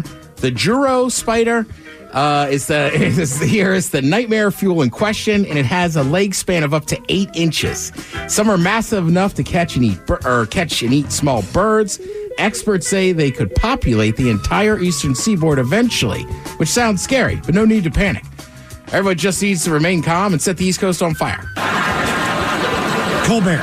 Myers. Colbert. Gigantic invasive spiders are set for a New York City debut this summer. The Juro spider here is the nightmare fuel in question, and it can have a leg span up to 8 inches. Some are massive enough to catch and eat small birds, and experts expect them to populate the entire eastern seaboard eventually, which all sounds scary, but there's no need to panic. Everyone just needs to remain calm and set the East Coast on fire. Instagram is testing unskippable ads that users can't scroll past. Here's how it works. You get to an unskippable ad and you switch over to TikTok. Valid. Yeah, that's valid. Instagram has started testing unskippable ads that users can't scroll past. Here's how it works. You get to an unskippable ad and then you just open TikTok. According to a new study, the second dirtiest city in America is Newark, New Jersey. And in first place, whatever city is downriver from Newark, New Jersey. Seth. Yeah, Myers. Yeah, that's Seth. According to a new study, the second dirtiest city in America is Newark, New Jersey. And the first place, whichever city is downriver from Newark, New Jersey. How we feeling today, nerds? Pretty good. Good. Really? It didn't seem like a lot of people like the new Star Wars thing. I could see why they didn't. I still enjoyed it. I'll give it some time, see how it unfolds. I watched that disco special on PBS and got distracted. Not much of a Star Wars guy, huh? That's all disco. Was a pretty good documentary. I was expecting more Venom. Last night I hopped on Twitter and I was like, geez, people seem upset with it. I mean, look, you just can't please everybody. What are you going to do? Kick back. Look at the comments on our show. Right. Yeah. Has there ever been a franchise like that, though, that just keeps making new stuff when basically, like, the story has long been over? They just kind of started doing this with Disney Plus. Marvel. You know, the initial Star Wars story was over. So they gave us 3 more, then they gave us 3 more. Then these kind of have nothing to do with the storylines of the original movies. It's just other people that existed as these things were going on. So it's going to be hit and miss, right? But I would say Marvel and Star Wars probably put out the most TV shows, all that kind of thing, to coincide with movies and all the rest. And again, Marvel goes back to Disney Plus, but I think part of the problem with that's the other thing I read. Some people that have Disney Plus are just like, all right, Disney, just burned out. Like, is there other stuff? It seems like they're mostly focused on the Star Wars stuff. Yeah, well, I mean, look, if you want adults to pay for Disney Plus, you got to put the Star Wars stuff on there, because otherwise, it's Disney stuff. Well, right? I think and the I'd other be thing too hard is that pressed to pay for the service if it's just kid shows. But I think also Star Wars, if you like Star Wars, you got to watch it. Of course. You know what I mean? Like it's like we always say, it's like a lot of us with like NFL football. You're gonna the like worst game you sat through it. All these shows are kind of different in their own way, but they're still good shows. Some are better than others. Yeah, of course. But they're all good. All right. Yeah. I haven't seen this one yet, so who knows? Yeah. Disco special, huh? Yeah. I was watching a recap last night on basically the last couple of years of The Deadliest Catch. Okay. Because their new season starts next week on Tuesday night. How many seasons has it been on? Do you know? I think that'll be its 20th season. Oh, okay. All right. So, yeah, it's been going. I mean, it's been going for a long time. And remember, it just started as like one of those shows of like this is what they do. Yeah, these are tough jobs. So people just liked it so much and everything. But yeah, always interesting to see which captains are doing what. And I forget. You forget sometimes. Like these are still their working jobs. Right. Where are they now? What do you mean? As far as fishing? Well, the show obviously they fish in the fall and the winter time, and then they edit them up and then they put them out in the summertime. Okay. So right now, like I think some of those boats probably do salmon tendering. Okay. Or like other fish, and I only know that from the show, so don't get on me. I don't know. And then some of the boats, I think, just kind of park down here, and like you work on them and this and that, and then you take them back up there in the fall. Right. Because I know they were all over the place trying to find crabs a couple seasons ago when they were like over in Europe. Well, that was mostly because of COVID, though. Oh, okay. Because the fishery was shut down. Then remember, all the crab disappeared, and they couldn't. You know what I mean? So like that was a double whammy. But no, they're back up in the Bering Sea, and it was really only Sig that went really out there and went to Norway. I did pay way too much, but I've had Norwegian king crab. It is delicious. Isn't that? It's that much different. Yeah, there's a crab store down in Georgetown. You can notice it. It says crab sold here. All of it, lobsters, dungeons, all that stuff. That big gray building. Yeah. So I went in there, and we were beyond excited. I started talking to the guy. I told him I was from Maryland. He's like, "So you know crab?" And I was like, "I know crabs." he's like, get over here. I got to show you something. So we were having some people over, and we were doing a low country boil at my buddy's house, but we had gotten these Norwegian king crabs. So we were like, let's just try one. So we warmed them up in the oven a little bit. And then they were so good, I just looked at my buddy. I said, look, we paid for it. Screw the rest of them. So I think by the time Mike and his wife got there, it was just like, enjoy the low country boil. You've heard that story before, yeah? Yeah. Okay. Oh, you know? Sorry. I was like, oh, that was me nervous. What are all these shells? I think we were pretty good about trying to get rid of the evidence. Okay. But I'm telling you, Miles, it was that good. I've even seen a guy on Instagram that lives in Maryland. He's always crabbing this and that and sticking up for the Maryland blue crab. And he's like, this might be better. Mm-hmm. But like I said, it's wicked expensive. You're not buying that on the reg. All right, let's see. Alec Baldwin. I'm with you. Alec Baldwin, he's been in a lot of movies. He's been in some classic films you like. I don't know that overall, when I say Alec Baldwin, you get a great reaction out of anybody. No. There's just something about him that seems to rub most people the wrong way. Like I said, he's played great characters, but he as a human being is not someone who I appreciate. Yeah.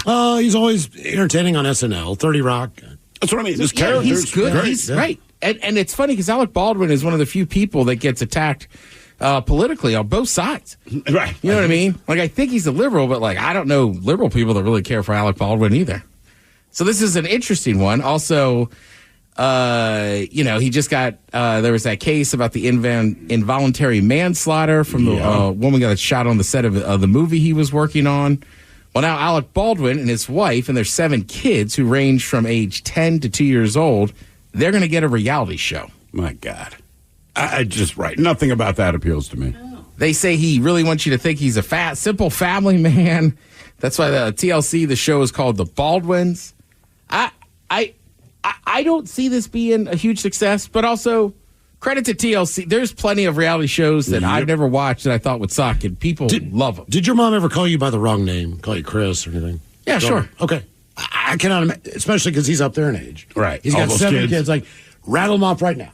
Boom. Because you know for a fact, like, Dad, I'm not Kobe. Well, that's why George Foreman, while ridiculous, is genius. I have 7 children. All of them are named George. I just wonder if they'll really keep that in there. Like, do you really know all their names? Can you remember them off the top of your head if they're doing something bad and you need to yell at them? Right. Do you say 3 names before you get to the right one? Like my mom did? My mom would name the dog before she got mine right. Nick, Sunshine, Miles. Jesus. I do it now. I told you. I was mixing up names with my nephew, my brother, my cousins. Jeez, he's not CJ. I mean, my brother does it to me. He'll call me Siege, and I'm like, it's me, your brother. Hello, I'm right here. Right. We're sitting in a bar. From out of town. Right. In the promo, he says, we're inviting you into our home to experience the ups and downs, the good and the bad, the wild and the crazy. The show will start sometime in 2025. I like this. No word on when to start shooting. Hey, I didn't write the joke. There's no word of Alec's other child. Wow. And they're going after him. That rude, thoughtless little pig, Ireland Baldwin, will be on the show. He remember he had some nasty messages. He left the kid and everything. Yeah, I don't know. Maybe people don't mind. Also, honestly, who cares? You got 10 kids. I went to grade school with a guy that was a family of 10. Bernie's a family of 8. Right. I don't know why that's exciting to people. And it's also they're not playing home. They got to do that. And also, they're filthy rich. Right. That to me is the major difference. You don't need the money to do this, and people don't like you enough that this added exposure is really going to help. When the Osbournes did it, it was interesting because Ozzy Osbourne has a persona, and that's the first time anyone Ozzy's interesting. Really and got people the sense and so is Sharon. He's just an old man who happens to be, quote unquote, the Prince of Darkness, right? But otherwise, he sounds like your grandfather stumbling around, can't find crap. It's like every guy you know, but there was some entertainment value in that. Going, okay, this is Ozzy Osbourne. We know him, the man who eats bat heads and all this. And it's like, no, man, he's a guy that wants to get off his lawn and shut the hell up. The Baldwins, I'm like, you're not even interesting to me in any capacity. If I walk by him on the street, I'm like, Pete's Fetty. Yeah, I mean, that's the other thing, too. Even that show, Welcome to Wrexham, part of it is because Ryan Reynolds, right? And and the other guy, McElhinney, like they're interesting people, especially Ryan Reynolds is so famous. It's but if you've ever seen It's Always Sunny, like Rob McElhinney. So it's like, I'm a sports fan, so it's kind of interesting to see him take over that little club. But they're actually doing something, right? too. They're doing something, and it is kind of cool. Like, there's a couple scenes where they meet with fans, and then the next day in the local pub, and then the next day it's like they're in there, and there's just like these, like, you remember like pop-up videos? Yeah. And it's like them sitting there in a meeting, just kind of sipping coffees. It'll just pop up like, this guy's hungover. This guy's really hungover. So like, I'm with you. But like Alec Baldwin, I just feel like people hate him. But also, look, we work in radio. We know for years, especially with Stern, like people will listen to shows they hate just because they hate the person. Right. Yeah, but at least Stern brought some even if you hated him because of what he was saying or the way he chose to say it. So there is some value to that. To me, Alec Baldwin's just a guy I just don't like. And maybe people love him. Who knows? But I just don't. Oddly enough, he's the best Baldwin. Yeah, well, yeah. But that's not saying a lot. What, Billy, Steven? Mm-hmm. I think Steven's biggest movie was probably Usual Suspects. There you go. That's how you know I'm old. Probably. Watched that the other day. Yeah. Before we knew things about that Kevin Spacey fella. You're right. And honestly, you're like, oh, dude, this guy's great. It would be weird to have to answer to about a whack job brother, though. I'm sure Dennis Quaid has to do it with Randy every once in a while. Like, dude, what's up with your brother? I don't know. I'm sure Alec Baldwin's heard that, 100 times. I think all of the Baldwins have heard it about each other all the time. Probably. Steven, what's up with Alec? Alec, what's up with Steve? I mean, just right. I don't have that family dynamic. Everyone's like, your brother's great. That's what I hear. Yeah. Yeah, there's a couple of us in the Smith family that are a little different, maybe a little crazier, but there's no real, like, you're right. There's not standout character. No. And like, probably you, dude. Yeah, you might be the one. I think you don't know it, but you are. Moved across the country, has this fancy radio job. Got a full beard tells now. jokes for a living, smoking weed. Country music now. Right, I mean. Yeah, but I don't know that they'd call me a weirdo. You're not the norm. No. It was funny having two of my friends together over this past weekend that have both been back to a Smith family event. And they were just comparing notes. It's like, Jesus Christ, man, that is a tough room. And it's like, yeah, it's not just me. Everybody's like on it. Just don't miss a beat because we will not let it go. We're not mean. We're not forgetting it. Right. 10 years later, we'll bring it up. Miles brought me this, and honestly, I did not realize that Point Break was kind of based off the Hollywood Bandit in the 90s in Seattle. So the surfer movie, Point Break. Correct. Huh. Yeah. Okay, well, yeah. Well, I knew they were bank robbers, but... Yeah, it's just wild, man. They think about all that stuff that was on there, but basically... the filmmakers told Fox 13 Seattle that Hollywood Story is really Seattle's story. There was a lot of stuff going on and this and that. And it was pretty famous. I've lived here 20 years. I did not know that was a whole thing. No, I didn't know anything about it. But the guy who was doing all that, the eventual death, are now subject of a new Netflix documentary. If you want to check that out. I was going to say, I'm looking. Premieres tonight on Netflix. How to Rob a Bank. Cool. So, apparently, he was one of the best at it. Yeah, it's wild. And we know D.B. Cooper. We know the Green River Killer. We know all these legends of Seattle folklore and all that stuff. I had never heard of this guy before. I will say this, too. Bank robberies are wild. There's a show on Vice I watched. It's like, basically like I was a teenage felon or like people that were younger. And like one guy was in the army. But somehow his brother owes money to gangsters. So he starts robbing banks. And then he's like he's not on drugs. He's just a thrill. He's right. He's a family man, this and that. But that's exactly what it was. He was like, man, I got so good at it. And just the excitement of robbing banks. He was like, it was just wild. And then like, something clicks in his head when some old lady is just like, basically just like, you're taking my money. Yeah. And it's like, oh, God, now I feel bad. But pretty interesting stuff. So, yeah, hop on Netflix, check that out tonight. And there you go. Thank you, Tim. We appreciate it. You're listening to The Men's Room. It's warming up, folks, and about time to turn on your AC unit and cross your fingers. Or you can give up that moment of truth and switch to an American Standard heat pump system like I did. My place is on Comfort Autopilot thanks to American Standard. Energy efficient and reliable, my heat pump keeps things cool like the Arctic in the summer. And with energy incentives, I was able to save. Ready for the future of comfort? Learn more at AmericanStandardAir.com/electrification. Want to teach your kids financial literacy, but not sure where to start? Greenlight can help. With Greenlight, parents can keep an eye on kids' spending and saving, while kids and teens use a card of their own to build money confidence. As a parent, you can send instant money transfers, set up chores, automate allowance, and more. It's a convenient way to run your household, customized to your family's needs, and the easy way to raise financially smart kids. Get started with Greenlight today and get your first month free at greenlight.com/Odyssey. For those in the market for flavor, there's Modelo Spiked Aguas Frescas, a flavorful drink that's a modern twist on a Mexican street classic with 4 vibrant and refreshing flavors. Pineapple, watermelon, hibiscus, and cucumber lime, made with a splash of real fruit juice. Modelo Spiked Aguas Frescas are perfect for any fiesta, small or big. Modelo Spiked Aguas Frescas, boldly authentic, vibrantly flavorful. Drink responsibly. Modelo Spiked Aguas Frescas flavored beers imported by Crown Imports, Chicago, Illinois. Hibiscus contains juice only for color. The men's room returns with Miles and Thrill. Now, let's see what's happening in the real world. All right, here we go. Senator's son goes viral on the House floor because he was acting like his teenage mom. Meanwhile, in Pennsylvania, bear falls from a tree. Everyone stay calm. Las Vegas man takes woman home and then she shoots him twice, firing a modified flare gun that shoots glass inside a Walmart. That is not nice. And Michigan police continue their search for the elusive peacock. Time for your headlines. Now, it's time to hit the headlines. Here's my car. Our top story. We go to Michigan, where authorities are looking for an escapee, a rogue peacock.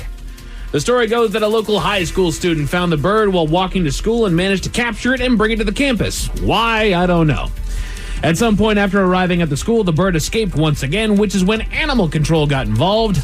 They've since posted a photo of the bird on their social media and asked for the public's help in tracking it down. They posted a photo. Yeah, it's a peacock. If you see a peacock, that's the one, guys. Correct. That's how that works. This is Michigan. Also, they're not quiet. Yeah. No. They are loud as hell. Oh, my God. They're not nice either. No.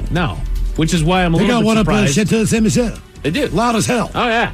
Hey, you can hear it during There's the concerts. a lot of them. Yeah. And more to your point there, Steve, they're not nice. I don't know how the high schooler was able to catch it. That was my thought. Right? Anyway, they also said that he's, quote, surprisingly agile and fast. It's a peacock. The owner of the bird is still unknown, and he's still at large. Yeah, it's not like they're good jumpers. They have wings. Right. Kind of helps. I rented a cabin once and was like sitting in the hot tub, and I'm just like, what in the F are those things? Oh, the peacocks? Yeah, you're right, because they were just like next door in a yard and stuff. And like loud and mean. Yeah. Loud and mean. Loud and mean. Reminds me. Sheila, just say. I was going to say her name. Yeah. In other news, a clip from C-SPAN is going viral on social media. It's not very often that something interesting happens on that channel, but a congressman who was making remarks in front of the House of Representatives was upstaged. While in the middle of his statement, we can see the congressman's son sitting behind him, clearly bored of sitting on the House floor because he's a kid. He's a kid sitting on the House floor. Grown-ass adults don't like sitting there. No. Anyway, when he seems to notice himself within the view of the camera, and immediately cracks a cartoonish smile. This eventually descends into multiple facial expressions, such as crossed eyes and a stuck-out tongue. The clip has gone viral on social media, with the congressman commenting, quote, "This is what I get for telling my son to smile at the camera for his little brother." Uh-huh. Just... As soon as I saw it, I was like, that's a kid who's inside of the house floor, and he notices a camera that's on, and probably saw a monitor with him on it. Oh, absolutely. So, yeah. Hey. For the most boring experience of his life. Exactly. Like, do you guys remember a little while back? Unfortunately, it's kind of a sad story because she's no longer with us. But there was that little pageant girl that was on some news talk show, and then she saw herself in the monitor, and she kept just making faces at the camera. It was an adorable little video. Right. It was like, that's what kids do. They'd play to the camera. She wasn't listening to a doggone thing anybody was saying. Adults do it. Go to a sporting event. Yes. Well, 4 of us are sitting there in a Mariners game drinking a beer, and the camera shows up on us. I must stand up now and scream. Exactly. Yeah. We're on the radio and we'd still get jacked about that. Like, yeah. Oh, man, my kid, we went to a baseball game in Mexico, right? And they had their Jumbotron up there, but at one point they put the kids up there. They were... I cannot explain how happy they were. And they are now famous. We have been on TV, all this stuff. And I'm like, yeah, okay, man. A man in Connecticut was caught with an interesting weapon. Police got the call from a local Walmart and reports of an unwanted person in the store. When they got there, they found our man hiding price tags on items that he had taken off the shelves and placed him under arrest. After searching him, they found that he was in possession of a flare gun that he had modified to shoot shards of glass. Good God. Yeah. They also found a couple of knives on the man. The fun continued in the parking lot as they were putting him into the police cruiser as he bit one of the officers on the arm while being arrested. A little stunt added charges to his record. If you're being arrested, don't add more insult to the injury. Right, just don't litter at that moment. Right, especially if you're just going to bite the cop. If you're trying to escape, all right, I can understand that. It's still stupid. Don't do it, but I can get it. If you're just going to take a bite out of him, all you're doing is just racking up the charges. At that point, you're pissing off the officers, and they've got a book that they know everything that they can toss your way. Right, the 4 things we weren't going to hit you with, we're going to go ahead and do that. Exactly. And these ones that are maybe a little bit, questionable as to whether or not they'll actually hold, we know you don't have a lawyer. Here, we'll just go and throw those on there as well. Yeah, got it, gang. And just in case those stories left a bad taste in your mouth, thankfully, there's good news. Thank you, Alan. We go down the road to lovely Gig Harbor, Washington, where after being diagnosed with the horrible disease known as endometriosis, suffering through pains both physical and mental, and 8.5 hours under the knife, my wonderful wife is on the road to recovery. Nice. Good news.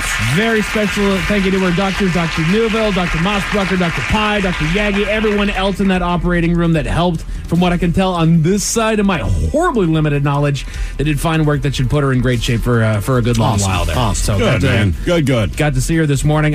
She went in at 10:30 yesterday morning, and they had already slated her for about a 5-hour surgery. And then 8.5 hours later, could finally get the call. She's on her way up to recovery. Like, is she okay?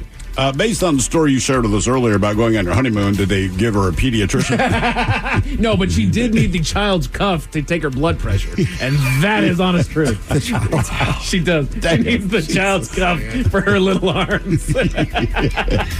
Saw her this morning, man. She's in good spirits. This explains the honeymoon story. Yeah, right. She's in good spirits. She's doing a little bit of moving around, so she's already on the road to recovery, and she's doing better. Good. When do they predict that she'll be able to go home? 4 to 6 days. Oh wow! Okay. Yeah, she's gonna be in there for a hot minute. Still has a little bit of recovery and monitoring to go. How much porn are you gonna watch?